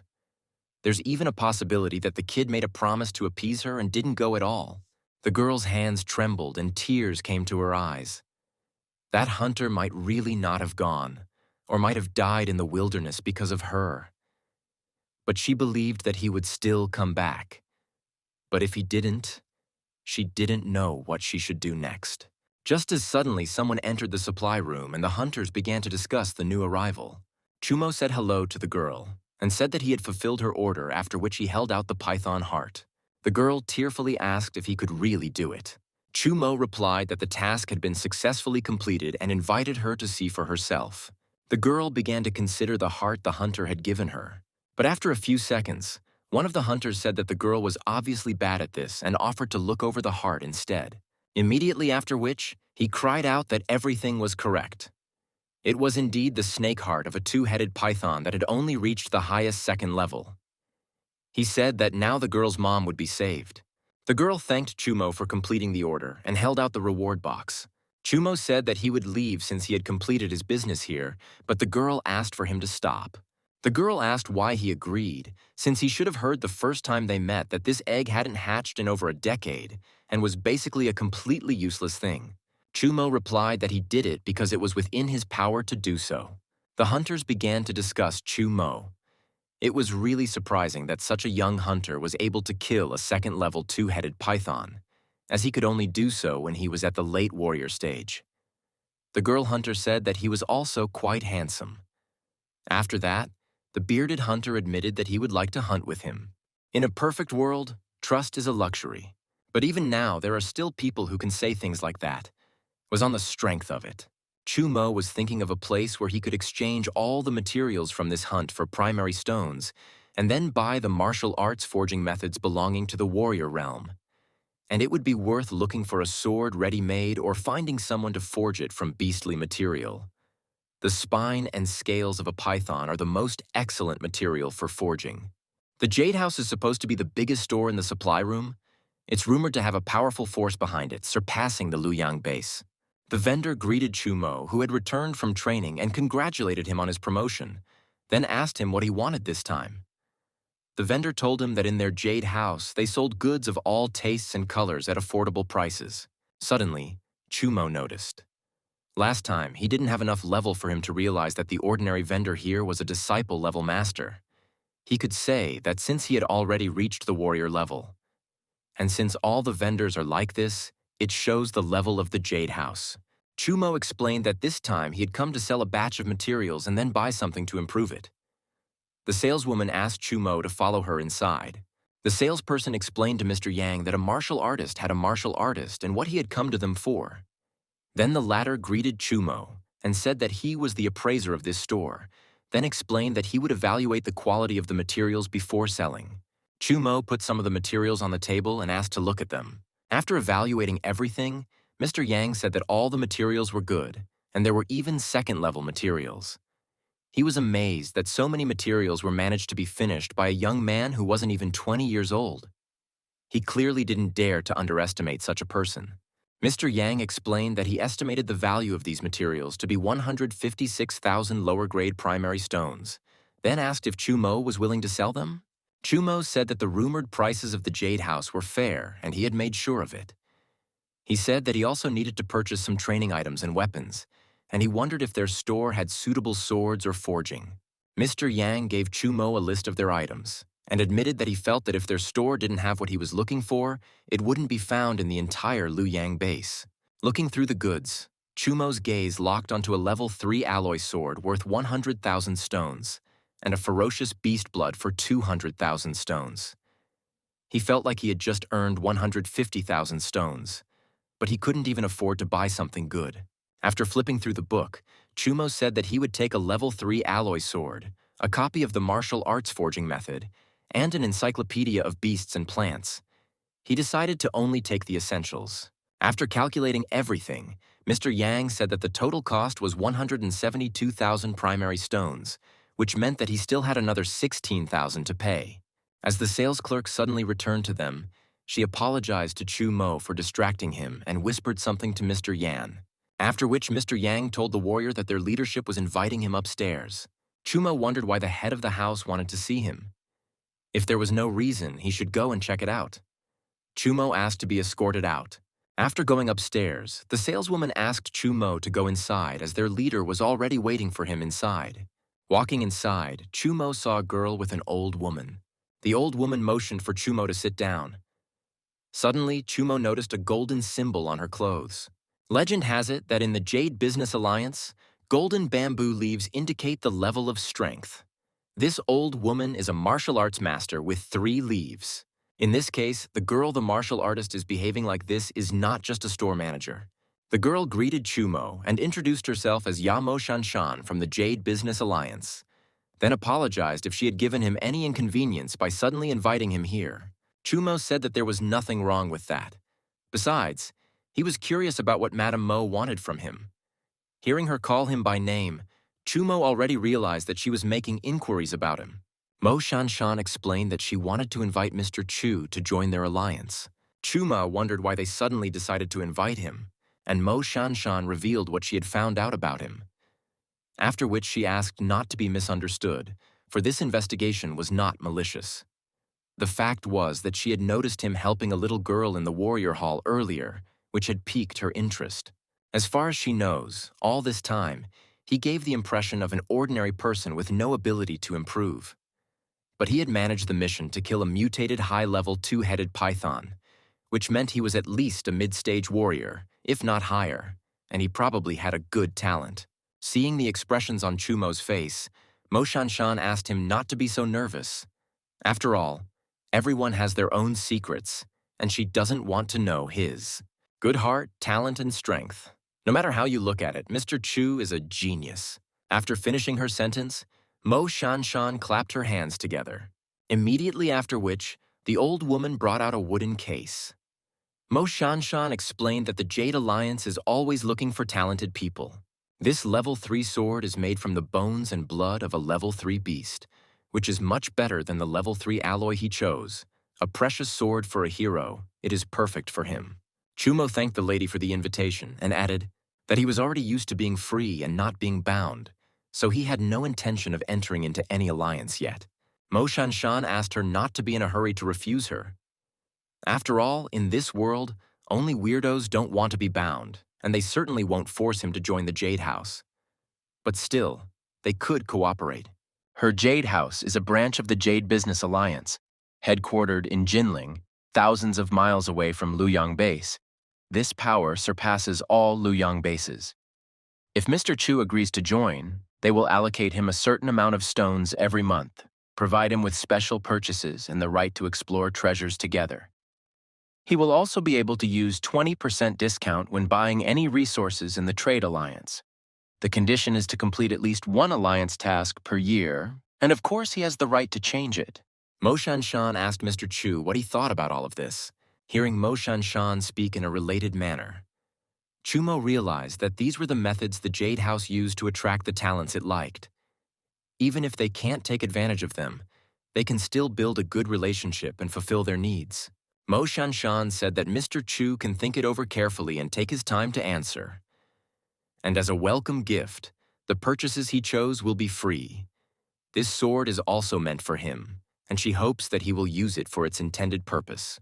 Chu Mo asked Mo Shanshan if she was afraid that he might refuse after receiving the sword. Mo Shanshan explained that even if she were to give him the sword, she could easily afford it. The more she believes that Mr. Chu will make the right choice. Chu Mo recognized that Leader Mo is really generous, and therefore he certainly can't let her down. He accepts the offer. When Chu Mo left, the old woman reminded Madam that although Chu Mo had a good heart, he was only a rookie genius. She then asked, why was it worth it to spend so much effort to hire him using even the leader's quota? As she suddenly realized, the old woman asked if there could be. Mo Shanshan told Elder Zhou that as the latter already knew, one of her auxiliary talents was a special auxiliary talent. From the moment Chu Mo entered the store, she sensed him and invited him over. She sensed a familiar aura from Chu Mo. She and him are the same. The square of the first academy of Luoyang Base. After the end of the double trial, everyone was amazed that Chen Shiwei was ranked first. After all, even though she was strong, Guo Kun from the elite class scored more points in the tests than her. Except Guo Kun was seriously injured when he was surrounded by Xu Guang and his men at Dashu Mountain. Xu Guang was killed during the test. Although the teachers of Changfeng Base searched for the body, they never found it. The dean of the academy invited Chen Siwei to come on stage. Meanwhile, Chen Siwei reflected on the fact that she was only able to get a grade with the help of Xu Guang's bag left behind by her savior. Otherwise, she would have been able to take third place at most. Unfortunately, she was still unable to find her savior on Mount Dashu. Du Jing tapped Chen Siwei and told her to get up on the stage as she was being summoned by the dean. The dean once again asked Chen Siwei to come on stage to receive the award. For her first-place finish, the dean gave Chen Siwei a storage bag with 10 bottles of third-level beast blood and 100,000 lower-grade stones, and said that she could choose any 2 bronze-level martial arts techniques in the Warrior Academy Pavilion. In addition, she would now be trained by her personally, and the resources given out once a month would be increased. The students were shocked when they heard about learning from the dean. After all, it was far better than all the other honors combined. Chen Siwei's friends were happy for her. They had long suspected that she would one day become the pride of their first academy. Chen Siwei wondered about Chu Mo not showing up, but she agreed that she was just winding herself up.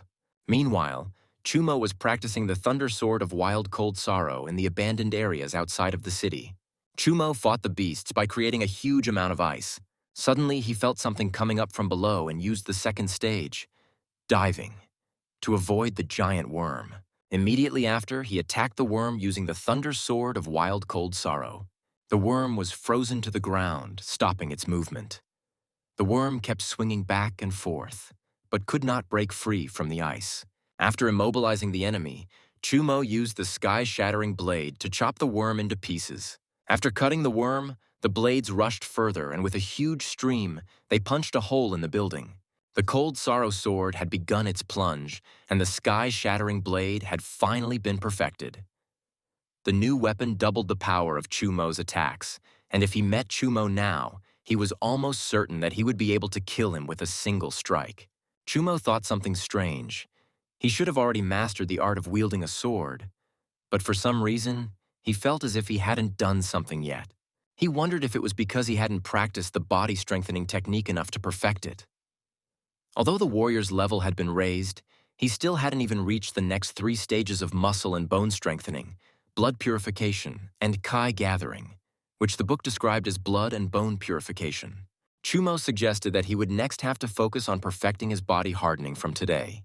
Half a month later, the life force strengthens the bones and muscles. Chu Mo recognized that it was indeed an indescribable feeling. Just as suddenly, Chu Mo's body was pierced by pain. He felt as if his bones were burning. Along with that, impurities were taken out of his body. Chu Mo had no idea that such a great change would occur after the purification. After tempering with the life force method, the speed of improvement increased by more than 5 times compared to the basic body enhancement method. At this rate, with his current talents, he would be able to become one of the 3 warriors in a year. But even that was too slow for Chu Mo. It had already been half a month since he had returned, and Zhou Cheng might have noticed him, even though he no longer fears him. But over the decades of the Zhou family's accumulation in the Luoyang base, countless masters had accumulated there. Therefore, he must become stronger. Meanwhile, at the Zhou family's estate, a worker of the Zhou family reported that they had discovered Chumo's footprints. Chumo had been back for like half a month, but he had been practicing in the abandoned areas outside the city. He had just returned home and was discovered by them. Zhou Cheng recognized that Chumo was a smart kid. After all, the last time Kanian did not return, he expected it to be a warning for him to avoid the Zhou family. After which, he added that he had finally managed to obtain the rare Zhou Qi treasure, and therefore he hoped that he had managed to master self-defense skills before they came to him. Zhou Cheng grabbed the bird sitting on his hand. Crushing the bird, Zhou Cheng asked the worker to keep an eye on Chumo, and the next time Chumo went to the abandoned area, he'll do it all on his own. He'll kill him. While packing his satchel, Chumo pondered on Mo Shanshan's words. She was talking about their alliance, providing warriors with the best training buildings for free, where life force formation could double the speed of improvement. Although in the wilderness, Chumo could fight ferocious beasts, but the effect of gathering chi from it was not enough. Hence, he decided to go to the warrior center and focus on training for a while. Just at this moment, Chen Siwei came home. Chumo swept her back, and Chen Siwei asked if he was going to leave so soon. Chumo explained that he needs to leave for a few days. It is in the city, and therefore safe, because of which Chen Siwei may not worry about him. Afterward, he said that he heard that she was injured during the double trial. Chumo asked her to rest while he was away, and he also congratulated her on her first place. Chen Siwei wondered if it was really Chumo, for his reaction was too abnormal. Jade House, a top-class training building. While practicing, Chumo pondered that the silver-level martial arts Thunder Sword of Wild Cold Tribulation was powerful and ferocious, unrivaled in its pursuit of a deadly blade. Even though he can control his coldness, he always feels like he's not finished with something. Chumo assumed that he was not using life force well and decided to use even more life force. Putting even more energy into his sword, Chumo swung his blade, creating even more ice. Even so, he felt like he was doing something wrong. He was trying to figure out what the problem was. Judging from the name of the technique, cold was an independent attribute of ice, and thunder had no manifestation. And as for a silver-level skill, it would be too difficult to carry two attributes: thunder, wild, cold. Just as suddenly, Chumo realized that this was madness. Here, it wasn't about the natural attributes attached to it was about the insanity of this martial art. When a swordsman uses his sword, he already has the power to go forward. No matter what obstacles are in front of him, he will cut them down with his sword. It is madness. Having given up the defense, there is only the use of the sword, without thinking about anything else. 1,000 swords are like one sword, and one sword is like 1,000 swords, and the only goal is to fight the enemy to the end. There are 1,000 ways, but only the sword is invincible. After the concept, Chumo used the Wild Cold Tribulation Thunder Sword, then summoned a huge pillar of cold energy. It was nearing evening. Chumo had finally finished training and left the building. A couple of warriors outside were chatting about something strange feeling from this building. The warrior asked his friend if she had ever felt the Shiwu building moving before. She replied that she had never felt that before, and that there were magic circles inside the building, which made it much more stable than the others. Suddenly, Zhu's building started to get covered in cracks and then collapsed. The warrior shielded his friend from the debris of the collapsing building. Immediately after that, the guards came running in. They wanted to know what was going on and who just dared to cause trouble here. The guards surrounded Chumo along with the two warriors, preparing to kill them if they started to resist. Soon, Madame Mo Shanshan came to them, who was surprised to realize that Chumo was involved here. Mo Shanshan asked if he had really managed to master the sword realm. She could clearly sense the residual sword concept here. Chumo is not even 20, but he is indeed capable of practicing sword skills at this kind of level, making him a genius. Chumo inquired, "What sword realm is Leader Mo talking about?" Mo Shanshan reflected that although Chumo had trained at the academy as an ordinary person, he had managed to achieve everything on his own. He was much stronger than she had imagined, so she thought about including Chumo in the Jade Business Alliance.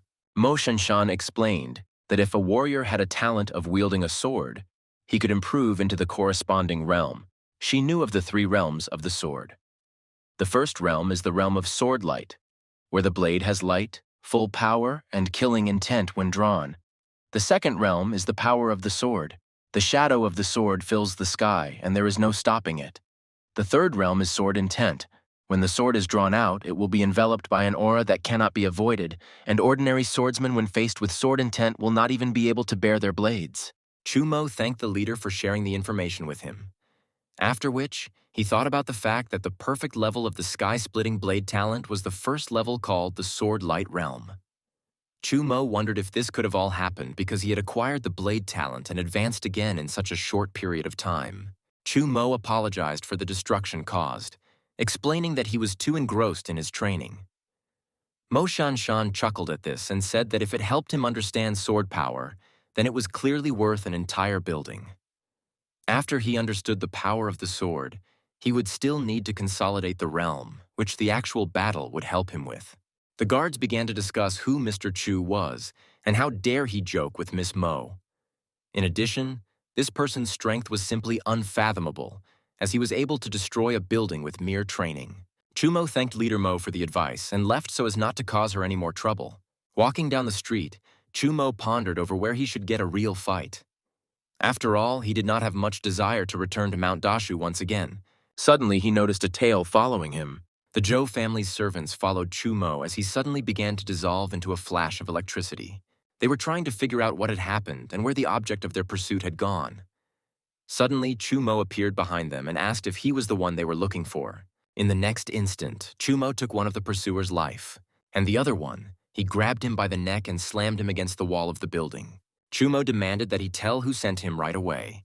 The pursuer revealed that Zhou Cheng had sent them and began to beg for mercy, but Chumo only squeezed his neck harder.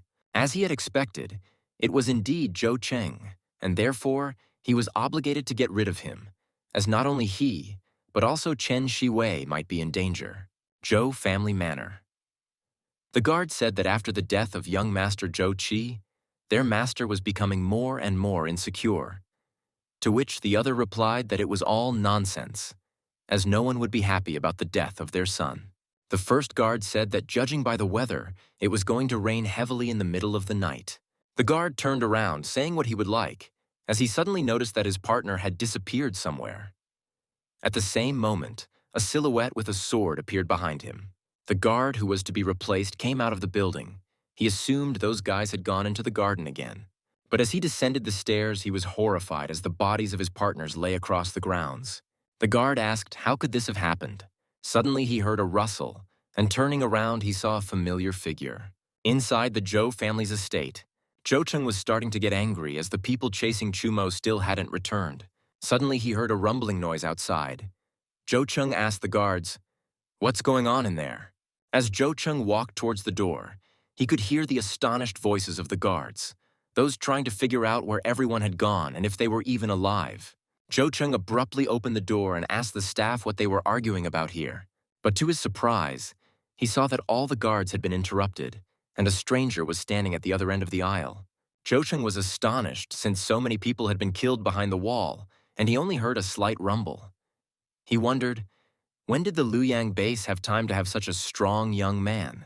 Zhou Cheng asked the stranger who the stranger was and why he killed his men. After all, they had nothing against each other. Chumo was surprised at Zhou Cheng's words. After all, the latter didn't even bother to know what the person he was trying to kill looked like. Hearing this, Zhou Cheng realized that Chumo was in front of him, causing the veins on his face to swell.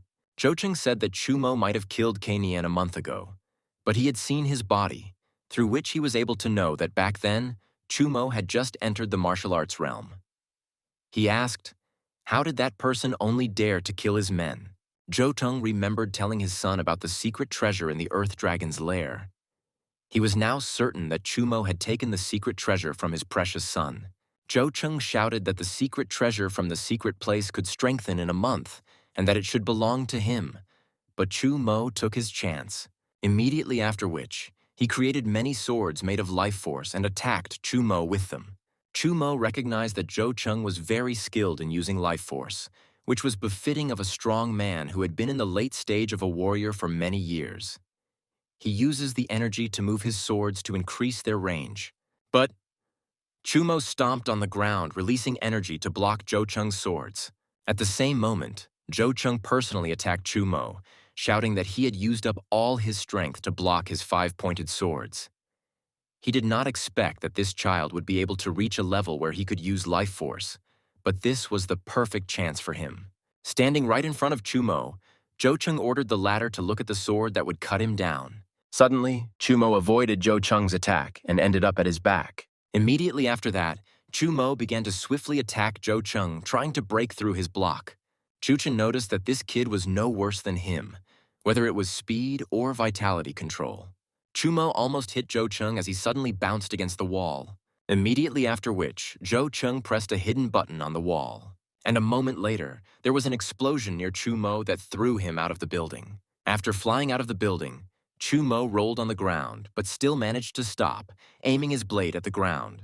Jo Chung laughed, then said that even if the latter had increased his strength due to the secret treasure, he still had yet to gain experience. Besides, this was his territory, and Chumo mistakenly believed that he had no plans for such occasions. Jo Chung asked Chumo, "How is the secret treasure absorbed? Through the bones or through the blood?" In that case, he would pick Chumo apart and pour out all of his blood. Jo Chung wished that Chumo would go to hell, where he would have to make amends to his son, immediately after which he shot him with a new batch of blades. But Chumo used the Luoyan steps to dodge the swords and get as close to Jo Chung as possible. Immediately after that, he attacked Jo Chung using the Thunder talent. At this moment, Jo Chung realized that Chumo was not injured by the explosion and was only pretending. Just as suddenly, Chumo reappeared in front of him. Chumo said that Jo Chi was a shameless rascal and asked if the latter thought that he would be defenseless against his father.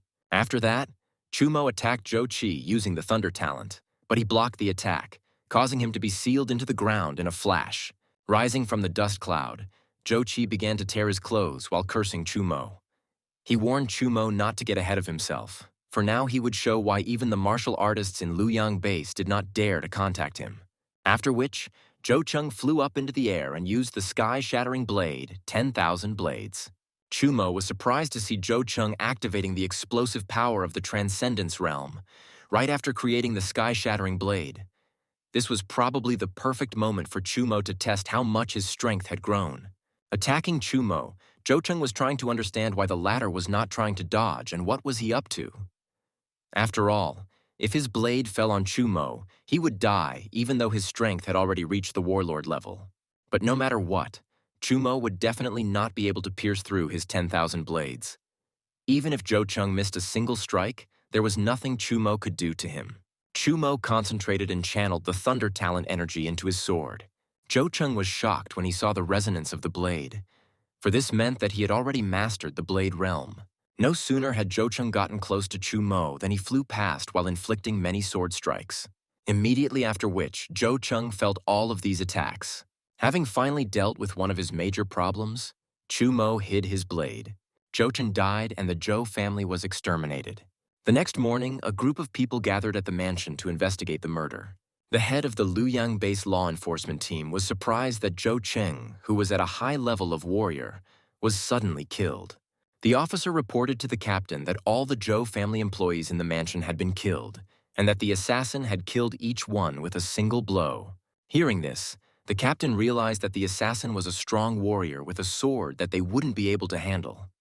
He ordered to gather all the information immediately and report upstairs for decisions. In the evening of the same day, Chumo was counting the trophies obtained after the battle with Jo Chung. He had commandeered 35 portions of second-level beast blood, 4 portions of third-level beast blood, as well as a large amount of second-level materials and precious medicinal herbs. The total value of the items was over 1 million. Chumo chuckled as Jo Chung's 10 years of accumulation suddenly became his. Next, Chumo decided to focus on cultivation and strive to raise his level as soon as possible to reach the warlord level. Chumo rolled all the things into a bag as a box suddenly fell from the bed. Chumo admitted that he had almost forgotten about it. When he opened the box, he noticed that the egg seemed to be breathing. It was alive, but monster eggs usually hatch after a maximum of 3 years. Chumo wondered why this egg was taking so long to hatch and started trying to speed it up. First, he dripped blood on it, and afterwards, he injected it with life force and even tried to just crack it, but it was all for nothing. Therefore, Chumo boiled an egg in a pot and even fed his lightning bolt to it. No matter what he tried to do, the egg didn't show any signs of hatching soon, and Chumo was tired of trying so much. Chumo decided to forget about this egg for now, after all. If it was so easy to hatch, it wouldn't have fallen into his hands, and so he decided to focus on his training. He decided to start by consuming the wind spirit fruit he had gathered while on Mount Dashu. The wind spirit fruit allows warriors with the wind attribute to gain enlightenment, potentially enhancing their talents. Three-eyed eagle. A fast beast of first level and medium size that hunts small beasts at night. Just as suddenly someone's foot landed on him, Chumo pushed away from the three-eyed eagle using a sonic blast. After consuming 42 wind spirit fruits and half a month of training and digesting, Chumo was finally able to exceed the speed of sound. After checking the gathering system's evaluation, Chumo learned that his wind talent had moved to the lowest bronze level. If he ran at full speed, his speed would be 5 times the speed of sound, making Chumo almost as fast as warlords. Chumo descended to the roof and started using the body forging method. He couldn't stop there because with the attribute breakthrough effect, he could engage in body forging. As he did so, the blood throughout his body flowed with chi. Just as suddenly, Chumo cried out, and a huge vortex of energy burst out from his body. Right now, his base strength is 50,000 jin, and if he adds the thunder attribute, his strength will reach all 200,000 jin. A mid-level warrior, his bones and muscles are synchronized, and his strength is 50,000 jin. After completing the forging of the body, Chumo's next step should be to refine the blood. Compared to the early stage of bone marrow forging, the middle stage of blood chi refining is very long, and ordinary martial artists cannot advance further for several years. Chumo wondered if there was an elixir in the Jade House that could speed up the process of refining chi and blood ki. He decided to check it at dawn. The next morning in the Jade House, Mo Shanshan cried out in shock as Chumo's level rose once again. Every time she saw him, Chumo's strength became greater and greater. She had been to many bases, and only a handful of people could achieve such a result. Chumo explained that it was because he had been practicing hard recently, which was why he had made some progress. After that, he said that he had come here to find out if the Jade House had an elixir that could accelerate the refining of chi and blood. Leader Mo said that since the one was looking for the elixir, she wanted to ask for his help. The reward would certainly be satisfying. Chumo decided to listen to what she wanted to assign him. After all, from the looks of it, it must be one of those tasks that he had to do once a year as a consultant of the Jade House. Mo Shanshan said that the Jade House far away in Changfeng Bus had accidentally gotten a treasure that she really wanted, so she wanted someone to escort it to Luyang Bus. The thing is that because of this treasure, the Changfeng-based Jade House has lost a lot of people and will not be able to accompany him for some time, so she wants to send people only from Luyang Base. Chumo recalled that the distance between Luyang Base and Changfeng Base was thousands of miles, and there must be thousands of ferocious beasts in between. And therefore, he was sure that he was not the only one on this mission. Chumo asked, "Is it really like this?" Mo Shanshan explained that to ensure safety, she and the Jade House will also send some warriors on this journey. Although this task is dangerous, but the reward is great. After completing the task, they will each receive 5 servings of the jade liquid from the horned rhinoceros. If Chumo agrees to this, they will meet in 5 days at the west gate of Luyang Bas at 7 in the morning. Chumo realized that this was exactly what he needed, as the jade liquid of the horned rhinoceros could accelerate the speed of a warrior's chi and blood purification by 10 times. Chumo cried out that he was willing to take on this errand. The horned rhinoceros is a rare and hard to obtain, and since the Jade House wants to use it as a reward, this task will definitely not be easy. Even so, he just has to get the jade liquid. 5 days later, the west gate of Luyang Base, Chumo wondered if all these people were his teammates for the duration of this errand. The cultivation level of the team members is at the late stage of the warrior level, and the highest at the warlord level, so this team is clearly not weak.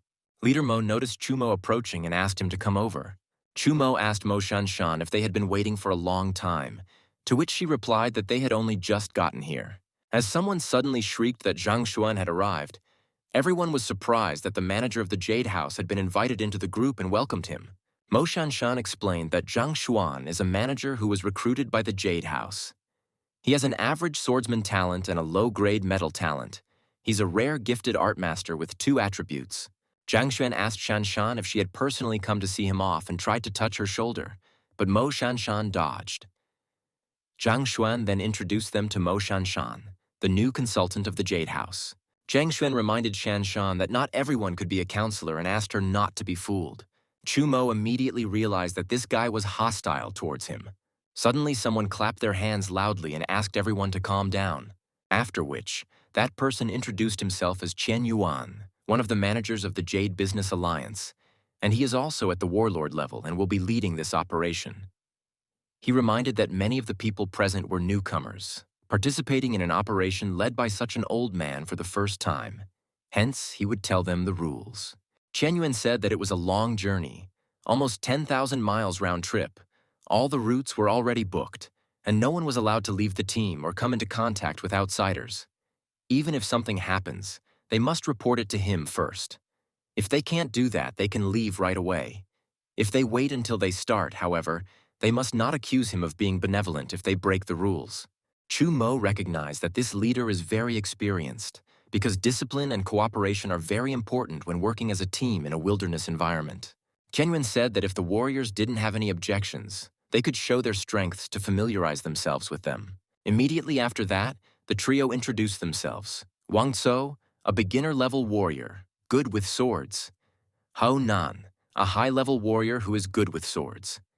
As well as Xin Yun Sheng, a high-level warrior specializing in the use of daggers and possessing the talents of killing and scouting with the wind attribute. Zhang Xuan said that he was a high-level warrior who specialized in using swords and had a medium sword refining talent and a low metal talent. The people around him began to discuss that Zhang Xuan had dual talents and that such a person was worthy of being the manager of the Jade House. Zhang Xuan asked Chu Mo what was the strength of one of the 2 members of the Luyang Jade base. Chu Mo said that he was a mid-level warrior who specialized in using swords. The workers of the Jade House began to discuss how a mid-level warrior could become a member of the Trade Alliance. This mission is very dangerous, and such a person would have a hard time protecting even himself, making him a burden. Zhang Sen told Chu Mo that the others were right, and suggested that they should not talk about how Chu Mo managed to become a consultant while only being at the middle level of a warrior. Shanshan had to tell him that this assignment crossed 2 bases, and the journey was long and dangerous. He asked Chu Mo if he thought they would save him if he was in danger with his strength. Mo Shanshan demanded that Zhang Xuan stop being rude to Mr. Chu. After all, his strength had been evaluated by the Jade Trading Alliance, and he was completely suitable for this mission and consultant position. Zhang Xuan laughed and said that if a person with such a weak cultivation managed to become a consultant, he was afraid that Shanshan would be cheated. Chu Mo asked, "What does the other person mean?" Zhang Xuan said that it was a simple matter. He suggested that Chu Mo should defeat him, otherwise he would not be able to participate in this mission, and he would also remove Chu Mo from his role as a consultant. Chu Mo was just waiting for such an outcome, and thus he happily agreed. Yun Sheng said that it was rumored that Mr. Zhang Xuan had recently reached the light of the blade, and asked if that meant that even ordinary warlords wouldn't be able to defeat him. Wang Tso explained that metal talent was the most important in swordsmanship attributes. Zhang Xuan's alloy sword could be improved by at least 1 level, which was clearly beyond the ability of an average-level warlord. Qian Yuan asked Miss Mo not to worry, as he would monitor the battlefield and prevent Zhang Xuan from injuring Chu Mo. But Mo Shanshan refused Qian Yuan, saying that Zhang Xuan would not be able to harm Chu Mo. She knew that even if Zhang Xuan had reached the light of the blade, he was still not at the level of Chu Mo, who had learned the full power of swordsmanship. Zhang Xin asked Shanshan not to worry, as he would strike carefully and try to avoid bloodshed. Immediately afterward, he attacked Chu Mo, shouting that he did not know where he got so much confidence from, but today he would be defeated. Zhang Xuan cleaved Chu Mo, but in the last instant, Chu Mo managed to avoid the sword. As an object suddenly flew near Chu Mo's face, Zhang Xuan's sword aura split into several subtle sword chi games. If Chu Mo's eyes could not see objects flying at the speed of sound, he would not be able to avoid those sword chi needles even if he avoided the sword aura. Without him dodging, Chumo's meridians would have been cleaved and he would have been completely annihilated. This Zhang Xuan is so ruthless that he can't just let him stay with them. In that case, Chumo suddenly stopped. Yunsheng asked what the man was doing, and why did the man suddenly stop dodging? Zhang Xuan knew that unfortunately for Chumo, there was another surprise hidden within his aura. Upon reaching the sword light, his metal talent could channel the sword aura in the form of steel needles so that they would pierce into a person's body, cutting their meridians and crippling them. Having gotten the opportune moment, Zhang Xuan chopped with his blade, but unexpectedly Chumo grabbed the blade with his bare hand. Whereupon he squeezed his hand and the blade was covered in cracks. Zhang Xuan was shocked, for his aura had somehow been destroyed. Just as suddenly, Chumo broke Zhang Xuan's sword, depriving Zhang Xuan of his weapon. Qian Yuan was amazed that a mid-level warrior was able to break Zhang Xuan's sword. Zhang Xuan couldn't believe what had happened. Chumo reminded Zhang Xuan that he had asked where his confidence came from, immediately after which he chopped Zhang Xuan, saying that it was just him. Qian Yuan immediately rushed over to Zhang Xuan to check on his condition, after which he said that Zhang Xuan was still alive, but his meridians had been cut, causing him to become crippled. Wang Tso still couldn't believe that Zhang Xuan, who was at the peak of the warlord level, had lost to Consultant Mo. Yun Sheng added that now she didn't find it surprising that he was a mid-stage warrior, even though he was a mid-stage warrior. Mo Shanshan said that she was now confident that no one else had any doubts about Chumo's strength. And so she suggested that they take a break before starting to prepare to leave for Changfeng base. 5 days later, Jade House's group was heading towards the Changfeng base. Chen Yuan said that it was almost night, so he suggested that they rest here tonight. He warned that no one in the group should make fires as it might attract beasts, and they would also have to keep watch with 5 people changing shifts every 2 hours.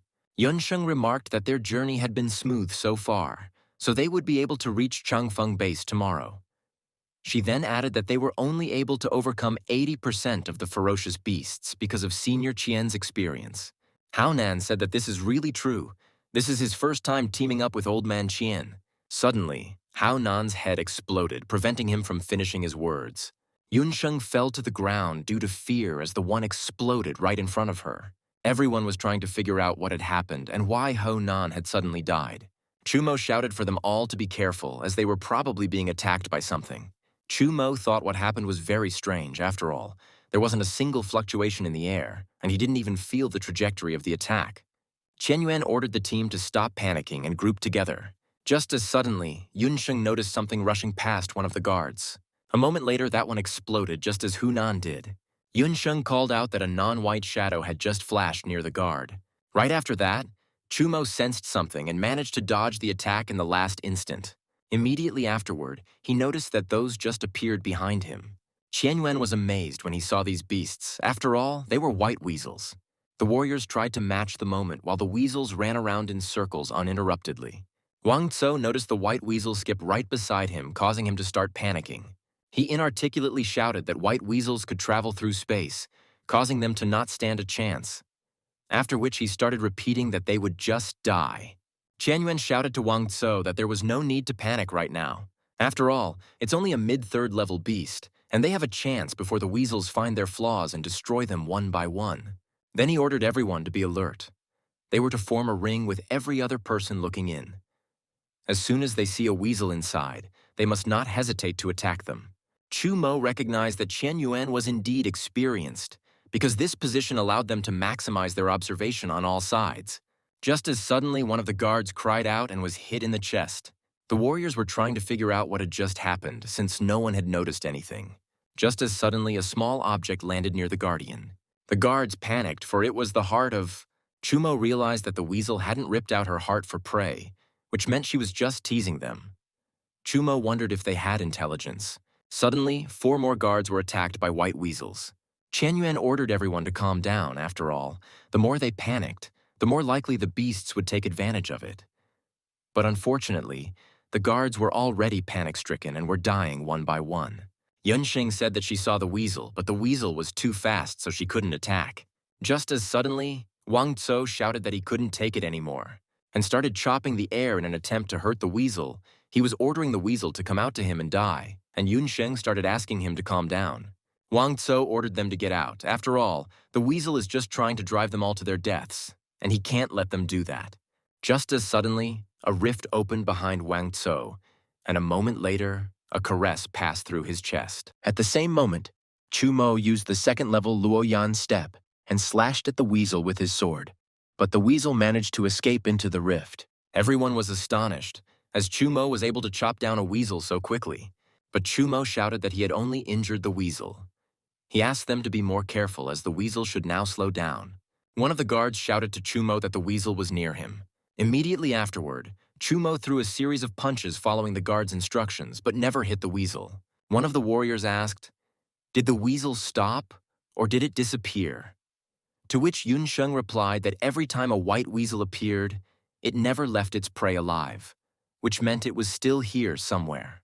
Chu Mo assumed that since the weasel was injured and its speed had decreased, it was waiting for the moment to attack. If the weasel was bold, he should be the next target to attack. In that case, it would be the perfect chance to kill it. Just as suddenly, Yun Sheng shouted to Chu Mo that the weasel was right above him.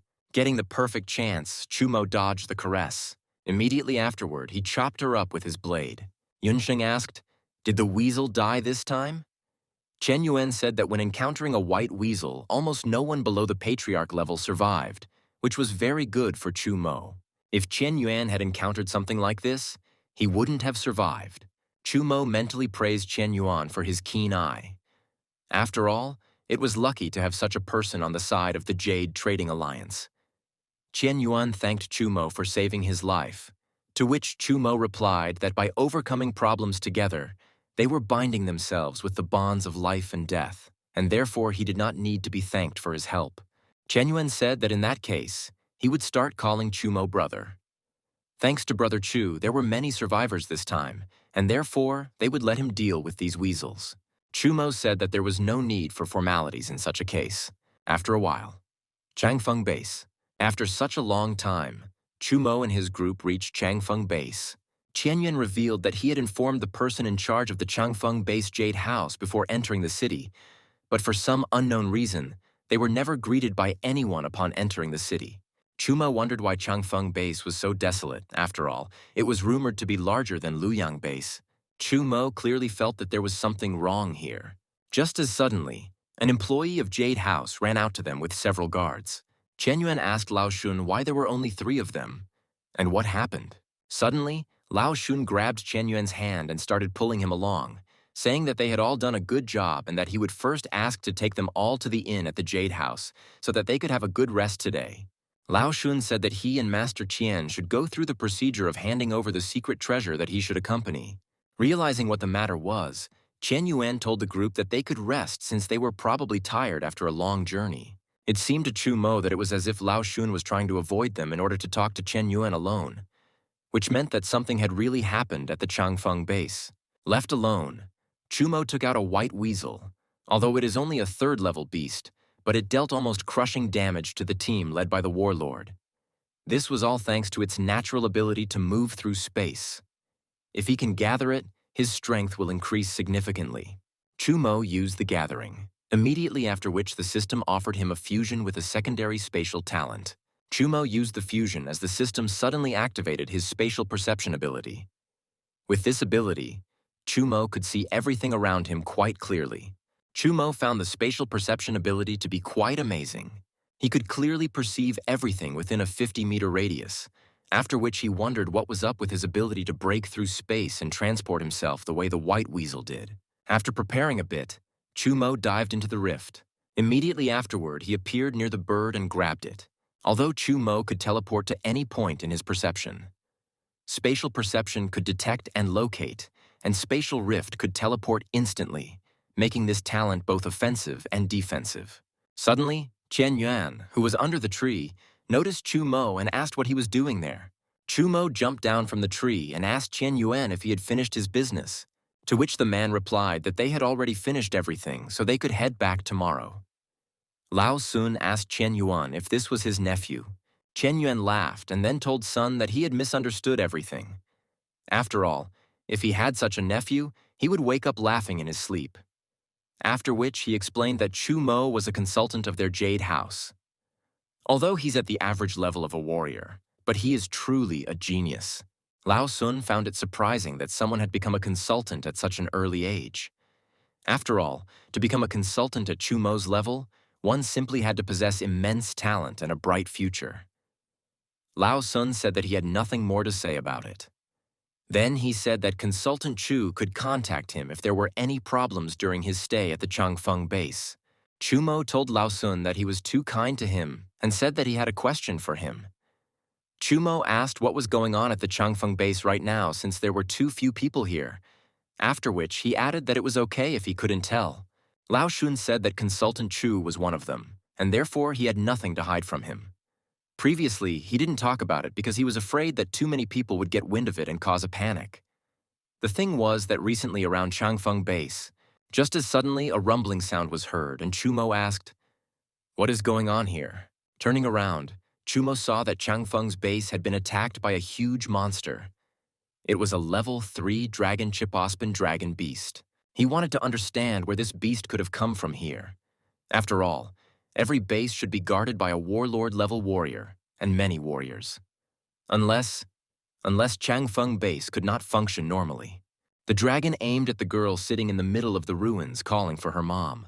But at the last moment, Chumo jumped towards her and repelled the dragon paw. Chumo asked Qianyuan to deal with that girl, and Qianyuan asked Chumo not to doubt him. Lao Sun asked Qianyuan if it was okay to leave the dragon to Chumo alone. After all, the Shipospin dragon was at the 3rd level, while Chumo was only a mid-level warrior. Qianyuan asked that person not to worry about it. After all, Chumo was not exactly an ordinary warrior. The huge dragon turned around and attacked Chumo with its tail, but Chumo dodged the tail with a Luoyan step, after which he ran down the dragon's back towards its head. Realizing that the man was on his back, the dragon began to shake to throw him off. Lao Sun thought that the dragon would drop Chumo, but Qianyuan asked the man to take a closer look. Chumo managed to grab onto one of the dragon's spikes to stop his fall. Chumo bounced off the dragon spike and headed upwards. Immediately after that, he attacked the dragon using the thunder talent. Using a few sharp movements, Chumo quickly dealt with the huge lizard. Qianyuan acknowledged that Brother Chu was indeed very strong, for he had single-handedly defeated the Chipospin dragon, and Lao Sun shouted that Consultant Chu had saved them all. Chumo asked Mr. Sun what had happened here, since a ferocious beast of the 3rd level had managed to come within 30 kilometers of the base, to which the man replied that this was the problem with their base. Over the past 2 months, the ferocious beasts on the periphery of the Changfeng base had become very active and began to attack the base frequently. The base had sent out several groups of martial artists to scout, but they never returned. Lao Sun revealed that the base had sent 5 of their 6 patriarchs to investigate. Currently, only the guard captain, Xie Yuan, remained in the base. The number of their warlords and warriors had been halved, causing a serious shortage of warriors in the Changfeng base. Qianyuan said that he understood everything, and that he hoped that they could figure out the cause and solve this crisis as soon as possible. But if he needed help, he could just ask. Chumo thought it was strange, because in order to keep the base running, it needed at least 3 patriarchs, but now there was only 1 left, which meant that the crisis at Changfeng base was even more devastating than the beasts that had attacked the city.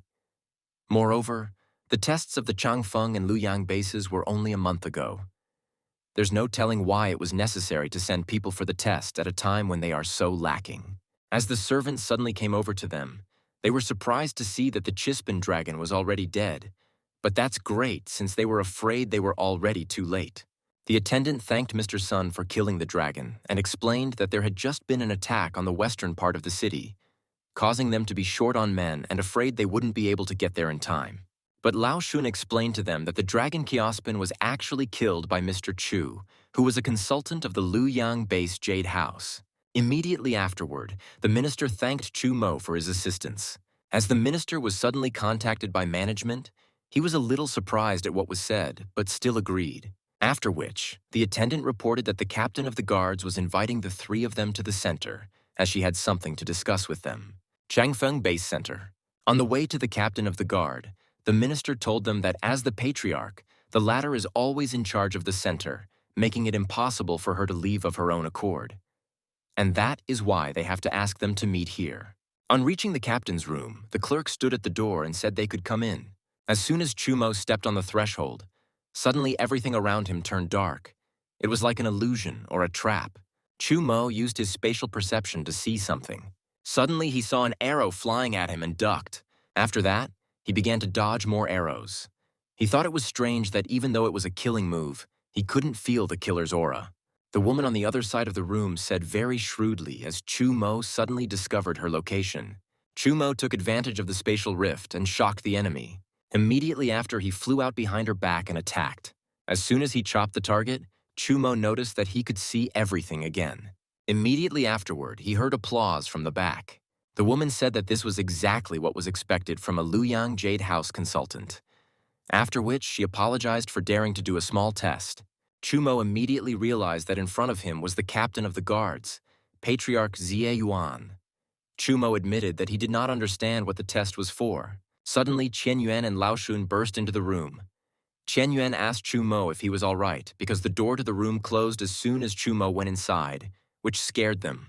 Xie Yuan apologized for scaring them and explained that the first reason for conducting this test was to test Mr. Chu's skills, and the second, they discovered that the strange movements of the wild beasts this time are artificial. The opponent's energy contains the power of a beast that would most likely be detected by a surprise attack. And of course, the result of this test allows her to trust Mr. Chu completely. She already knows that if Mr. Chu didn't show up at the base today, several people would have died. If possible, she would like to invite Mr. Chu to become a special member of the Changfeng base security team. Chumo asked if they really needed him, since they should be heading back to Luoyang base this afternoon. Chen Yuan to Patriarch Sai that under normal circumstances, they could all stay to help the Changfeng base. But the secret treasure they are escorting must be delivered on time, or else it will be useless. The return journey is not easy, and he is not sure if they can return without Mr. Chu. Xie Yuan thought about what she had heard, because if the investigation was correct, the secret treasure they were accompanying this time was delivered to an insider. She wondered if it could be him. Sai Yuan said that in that case, she couldn't force them to stay here, and asked what about Mr. Chu being their external defense expert, since he didn't need to be at their base to do that. He just has to help them if the base is in a life-or-death situation. Their Changfeng base is willing to pay 500,000 stones a year. Chu Mo replied that he would help Changfeng base even without such a status.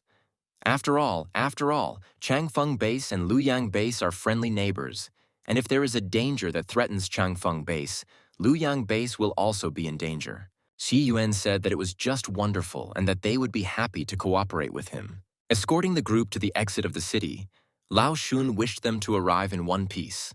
Xie Yuan told Lao Sun that it was amazing that Jade Trade Alliance could attract such a genius.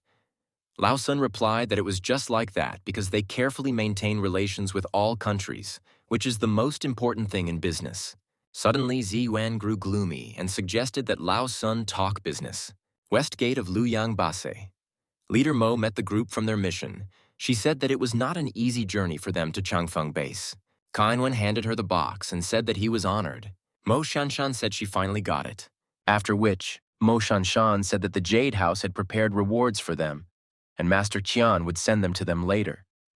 And they had also prepared healing elixirs and provided free access to the healing garden so they could rest. Hearing this, the warriors cried out that Leader Mo was kindness itself and asked to call when she had a task for them again. When everyone was dispersing, Mo Shanshan asked for Chumo to wait for a while, after which they got into the car. Mo Shanshan said that she already knew what Chumo had done. She admitted that she didn't expect a ferocious beast like the white weasel to die at his hands, but he was much stronger than she expected. Chumo said that Miss Mo is flattering him. Mo Shanshan said that she wanted to ask Chumo something. She asked if he wanted to know what kind of secret treasure they were accompanying. Chumo asked, "What is this?" And Chumo explained that it was the key to the secret world, the Manhwa disc. Changfeng Base Center. Lao Sun shouted out that he did not know. He really did not know what the Manhwa disc was. Lao Sun revealed that it was a secret treasure. It is an elixir with a limited time of use, and they are in a hurry to send it back to save lives, which is the reason why they were in such a hurry. And it has nothing to do with some Wanhua disc. Xie Yuan asked him not to worry so much. After all, she wouldn't eat him.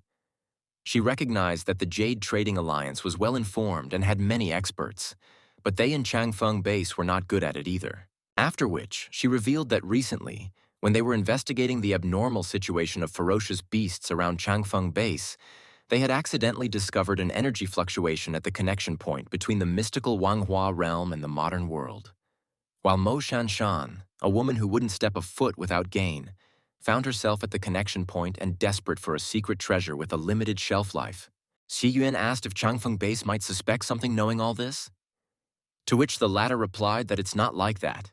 Xi Yuan said that they had known each other for a long time, and since they had made a deal, she would let him lose. They will only send a few people to the mystic realm, and it's up to them whether they can benefit from it or not. And Jade House's taxes will be reduced by 5% on all future Changfeng Base affairs. Hearing this, Lao Shun shrieked. He wanted to know if it was true. All this time, the mysterious cloaked figures had been watching them. They were interested in the mysterious Wanhua realm.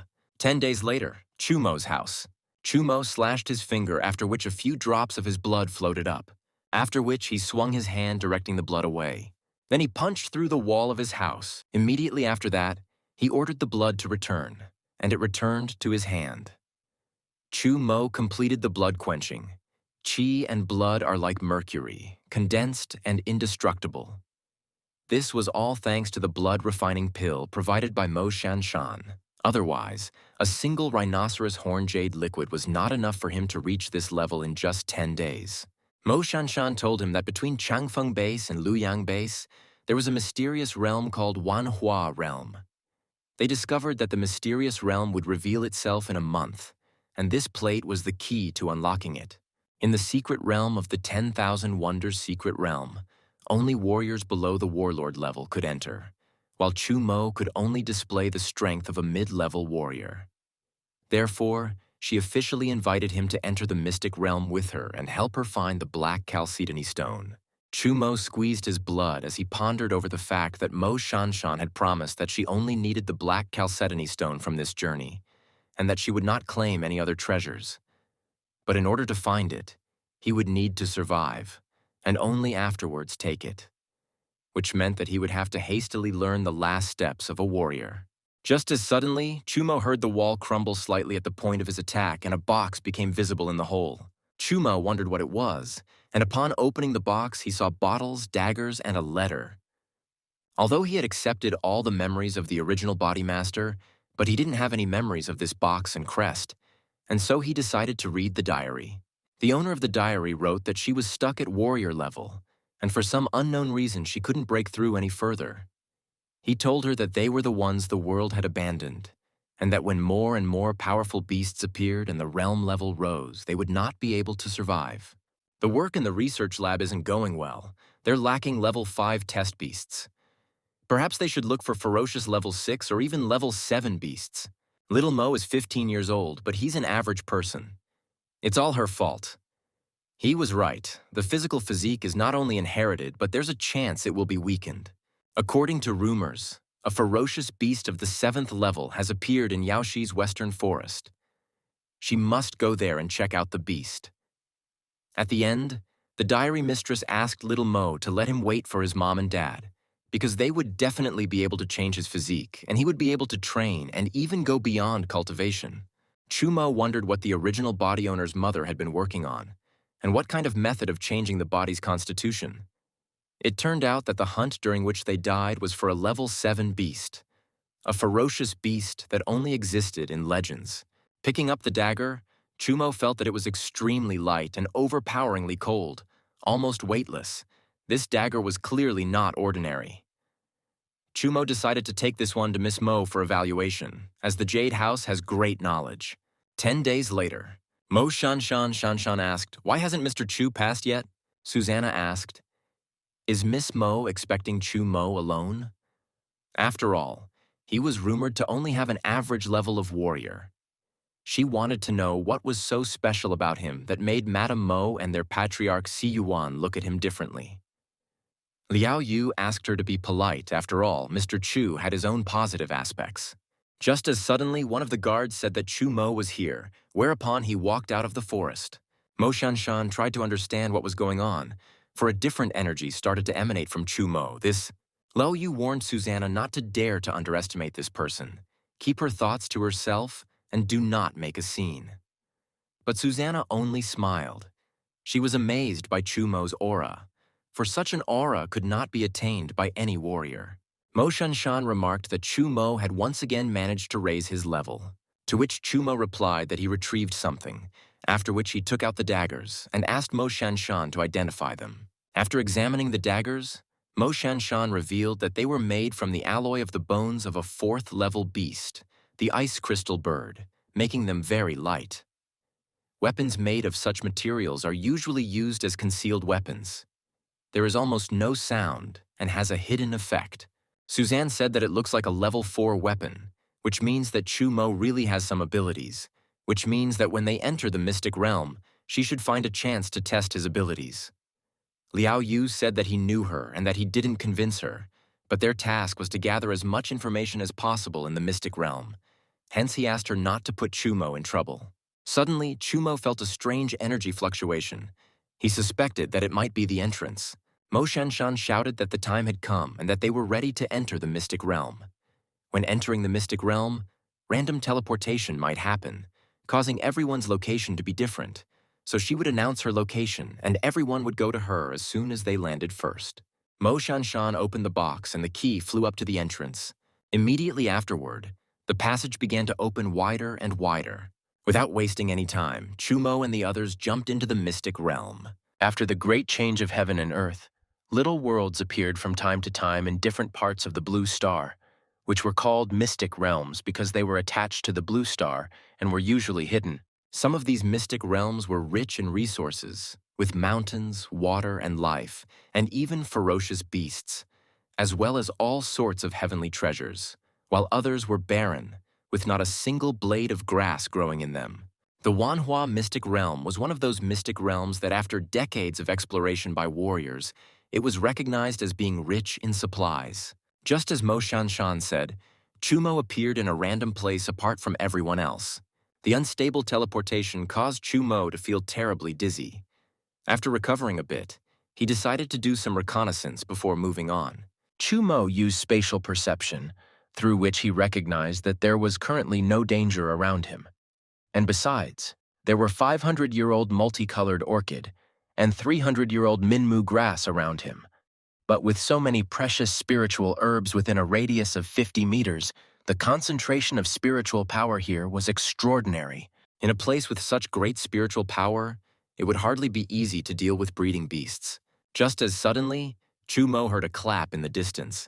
It was a flash from the looks of it. The others had also arrived in this world and began to gather. Meanwhile, Mo Shanshan's group was surrounded by a pack of wolves.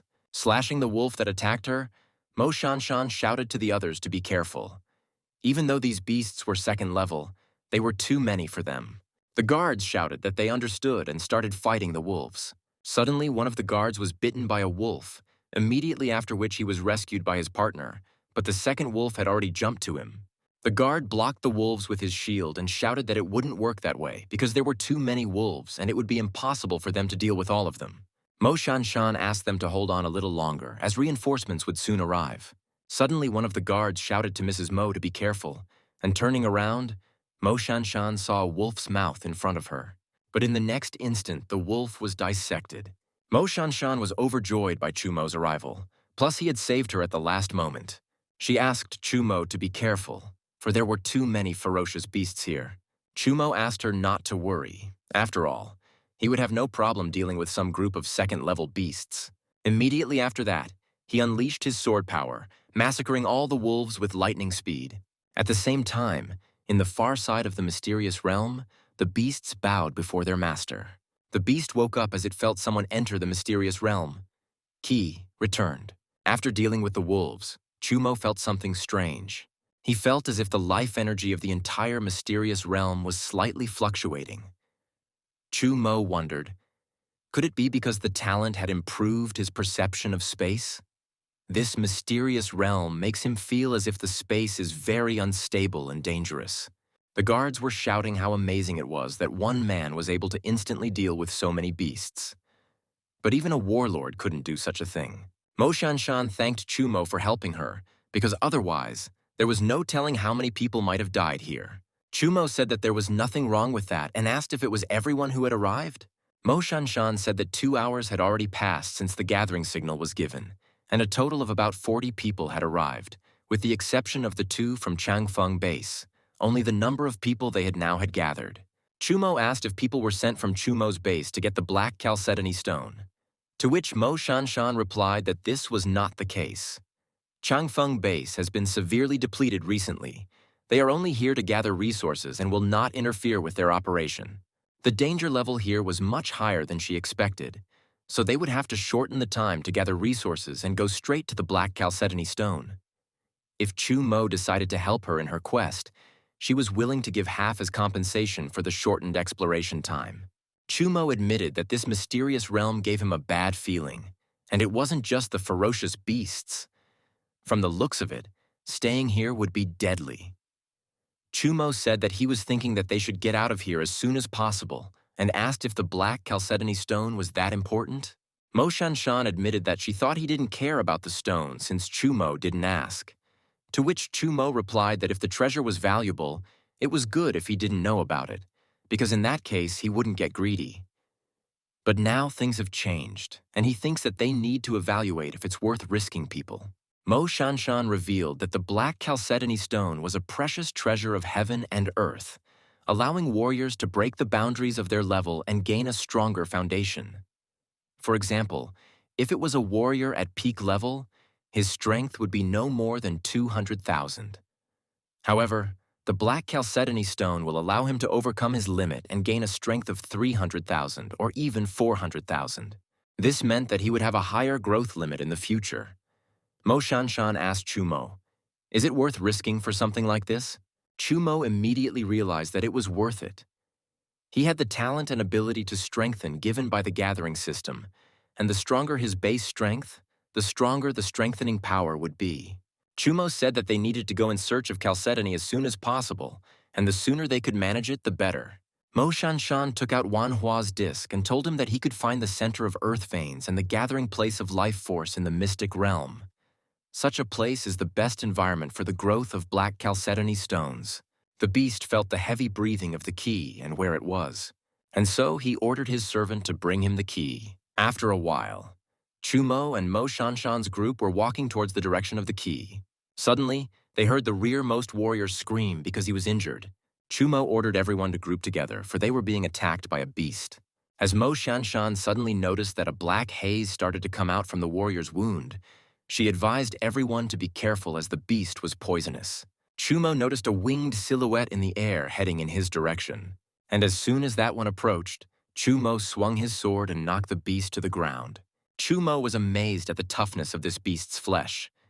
Its strike could cut through alloys, but it was unable to pierce through the hide. The beast barked in pain.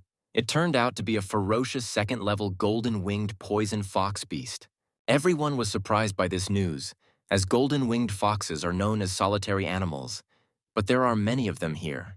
The guards began to fight the golden-winged foxes. They tried to avoid being hit by their poisonous claws, but they were also unable to penetrate the hide. Mo Shanshan thought about the fact that these beasts, just like the past ones, although they are at the second level, but their strength and speed are far superior to the second-grade beasts. Suddenly, Chumo heard some kind of voice, the one as if it was conveying instructions. Suddenly, another beast jumped out from the ground right in front of Mo Shanshan. Immediately after which, the latter snatched Wanhua's disc from Mo Shanshan's hands. Mo Shanshan started swinging her blade trying to retrieve the disc from the beast's mouth, but it was too fast. As he was suddenly picked up by the golden-winged poison fox, which surprised Mo Shanshan, for he suddenly began to cooperate with the lizard. Suddenly, Chumo appeared above the fox. He asked if they were trying to escape. Immediately afterward, he kicked the fox on the back, causing him to fall to the ground. After returning to the ground, Chumo immediately threw the disc to Mo Shanshan. Mo Shanshan shrieked that the beasts were here for the Wanhua disc, and that in that case, she had a plan. They should team up. Chumo asked Mo Shanshan to be careful, for the beasts are guided by something. Chumo speculated that it might be some sort of spiritually intelligent beast. It was rumored that in order to be considered intelligent, a beast must reach at least the 5th level. In that case, Mo decided to take a look around the surroundings. After searching for a bit, Mo noticed one of the beasts hiding behind the trees, after which he moved thanks to the spatial rift to the beast's back. Mo slashed at the beast, but the beast managed to block it with his paw. Mo felt as if the beast had human features. The beast decided to attack Mo with a swing of its arm, but Mo dodged it and broke the distance. This beast is intelligent and has humanoid traits. Although this beast should be level 5, but its attack power is less than level 3. As soon as Mo rushed towards the beast, it suddenly flew into the air. Mo asked where he was trying to go and jumped out of the rift right in front of the beast. Immediately afterward, he chopped the beast, knocking it to the ground, and used the power of his sword to finish him off. Only after this strike did Mo manage to overpower the beast. In order to pierce it, Mo needed the striking power of 10,000 swords combined into one. The physical strength of this beast was close to the 5th level, which was very strange. Mo Shanshan ran up to Mo and said that the beasts here were too strange, and that it was good since he was here, because otherwise they would have failed. Mo said that they are really strange, because they show contradictory characteristics, so they need to check the life force in his body first.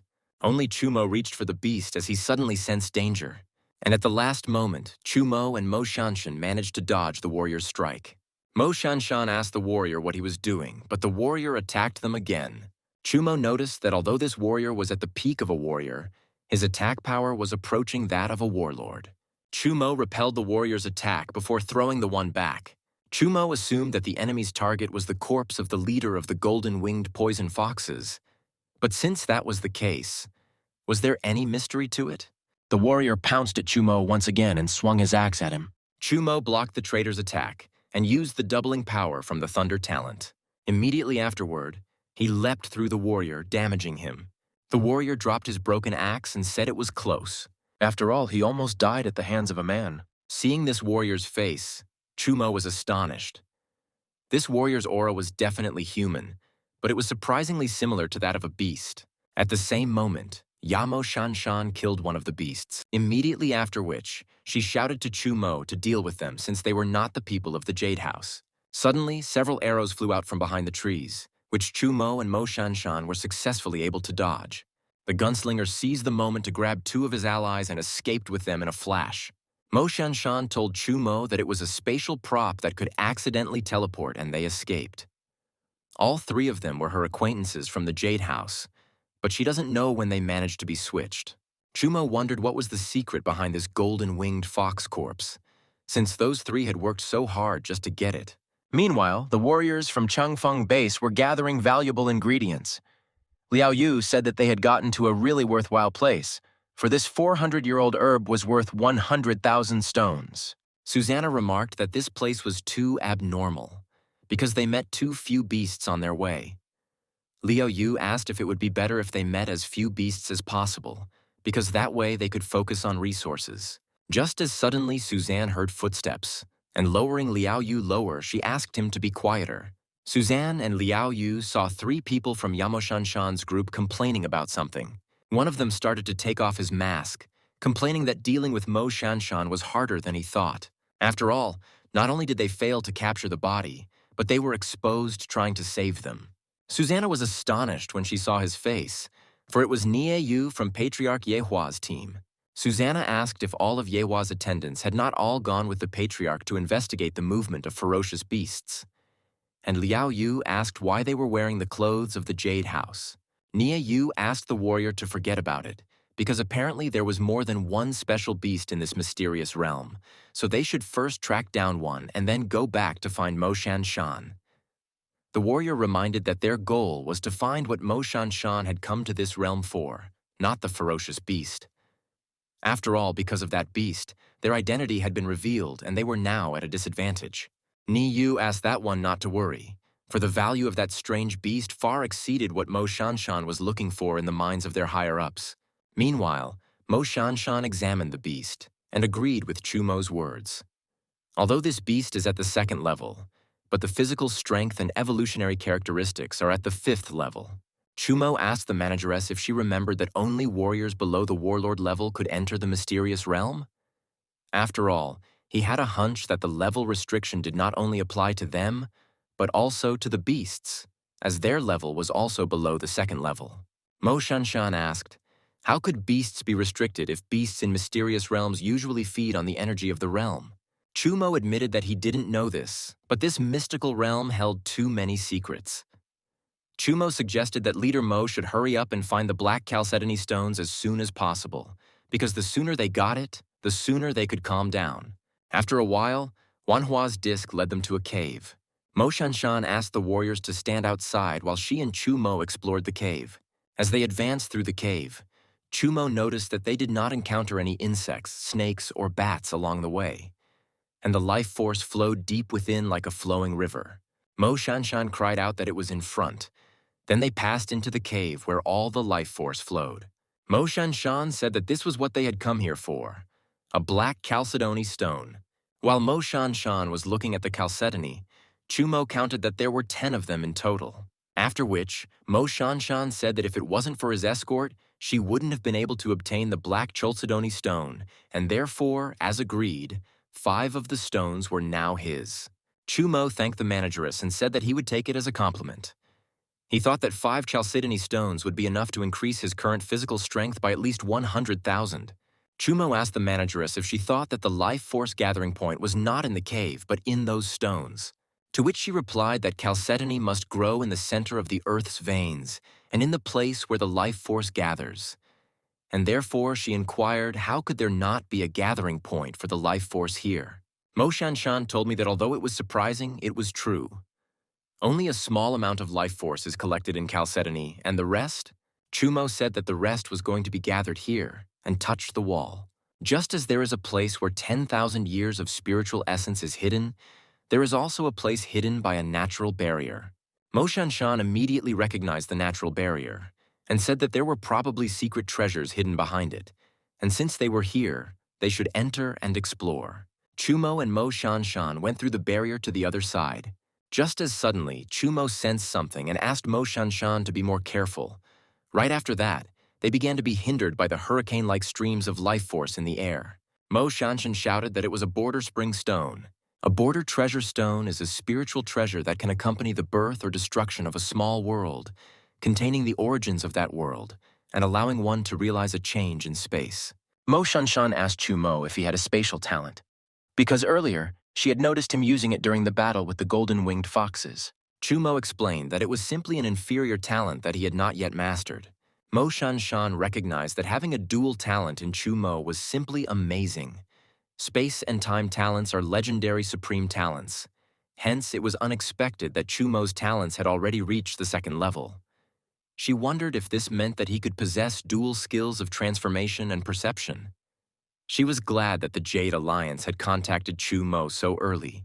Mo Shanshan explained that the closer they get, the stronger it becomes, causing any creature approaching it to be destroyed. There is only half a meter around the boundary stone where there are no life energy hurricanes. Since it can't be reached without the spatial transfer ability, it will belong to Chumo. Chumo thanked the manageress for her modesty, after which she explained that if someone who did not possess spatial talent used the border source stone, the chance of obtaining spatial talent would be lower than 1,000th. But those with spatial talent could use it to improve their talent by 100%. And as she had said before, she would give Chumo all the treasures except for the black chalcedony stone. Chumo used the spatial rift to move to the boundary source stone, but as soon as he grabbed it, Chumo saw a terrifying beast towering above the others. Mo Shanshan congratulated Chumo on receiving the border spring stone, after which Chumo told her that once he obtained the boundary spring stone, he felt as if he had realized the secret of this mysterious realm. The advancement of the ferocious beasts absorbs a lot of the mysterious realm's life force, causing it to be about to collapse. So the ferocious beasts can only be forcibly suppressed up to the second level of a warrior. But they cannot be suppressed any further. Mo Shanshan realized that to put it another way, the ferocious beasts here were indeed of the 5th level of strength. Chumo told Leader Mo that they had better absorb the black chalcedony stones here to maximize their strength. Firstly, it was because this place was inside the barrier created by the boundary stone, and it wasn't easy to attack. Secondly, they will definitely face a tough battle, due to breaking through the physical limits, but not breaking through outside the realm is the best way to cultivate. But this proposal requires them to trust each other, and therefore if Manager Mo might find it inconvenient. Chumo remembered that refining was usually a secluded activity, which meant he was being presumptuous. Mo Shanshan said that of course she trusted him, and that he could do what needed to be done. A short while later, Chumo came out of cultivation. Chumo asked the system to display the stats and saw that his physical strength was 202,701. But due to the destruction of the physical limit, the strength could be increased to 500,000. While the attribute strength is 878,650 and can be boosted to 200 million. After this kind of attribute enhancement, even a warlord-level warrior, nothing can compare to him. Since they still had time, Chumo decided to use the Boundary Spring Stone and see how it would improve his talent. Taking the stone in his hands, Chumo thought about how he should use the item, but in the end, he assumed that he just needed to activate it with energy. As soon as he used the energy, the Boundary Source Stone glowed and transported him to some space. Just as suddenly, the starlight of space began to swiftly flow into Chumo's body. Waking up, Chumo wondered what had just happened. All that starlight flowed into his body. The stone of the Boundary Stone was covered in cracks, immediately after which it began to shatter into pieces. Chumo summoned the system unit to check the changes. Spatial perception was now effective within 100 meters, and he had also mastered space transference capable of creating a space to carry, leaving a trace of space on his body. Chumo expected the radius of perception to increase, but space transference was something interesting. Taking advantage of the spatial talent, Chumo created a spatial imprint on his hand. He then tried to infuse spatial energy into the imprint, creating a cubic space. With his current realm and level of spatial talent, Chumo was only able to infuse a certain amount of spatial energy. Even so, almost 20 cubic meters of space was very good. In the future, as the realm and talent increases, the space will also increase. Suddenly, Mo Shanshan shrieked in joy. She had just surpassed the physical limit of a warrior. She will now be able to ascend another 100,000, allowing her to reach the level of a warlord with a physical strength of 300,000. Chumo congratulated the manageress, causing her to blush, surprised that he was here now. Chumo explained that he had woken up a little earlier than her and had been here the whole time. To which Mo Shanshan replied that she hadn't noticed him at all. It was probably because she was too engrossed in perfecting herself. It was very strange, but even now she felt an ethereal atmosphere emanating from him. If he hadn't spoken to her, she wouldn't have even reacted. Chumo suggested that it was due to the absorption of the Boundary Source Stone. This stone has the same origin as the mysterious realm, and now it has the aura of that realm. It was as if the stones and air here made it difficult to detect. Mo Shanshan said, "If this is really the case, then..." Suddenly a rumbling sound was heard from outside, causing Chumo and Mo Shanshan to wonder what was going on in there. Meanwhile, the ferocious beasts attacked the warriors from Mo Shanshan's group. One of the warriors missed a hit and suffered a shoulder injury. His partner asked if he was okay as suddenly another beast crept up behind them. But a moment before the wolf reached them, Chumo used the sky-shattering blade. The warriors were happy that Counselor Mo had finally returned, plus he had become even stronger. Chumo attacked the ferocious beast, and with a single strike, he managed to chop it in two. Immediately afterward, several more beasts pounced on him. But Chumo used the spatial rift to move upwards. Immediately afterward, he dealt with the remaining wolves in one go. The warriors wondered if Counselor Mo was this strong before. Madam had said that he was the strongest warrior in the world, but that seemed like an exaggeration before. Mo Shanshan recognized that Chumo simply had terrifying potential, as he was only getting stronger with every battle. Just as suddenly, Chumo heard a loud footstep, and turning around, he saw the leader of those ferocious beasts. The leader of the ferocious beasts demanded that Chumo give him the key that their king needed. Well, friends, I don't know about you, but I enjoyed this manhwa. The plot itself is quite interesting and intriguing. So if you liked the video, then subscribe to the channel and write a comment on what exactly you liked. And for a new part of this work, let's collect 1,000 likes under this video. All the best. See you soon.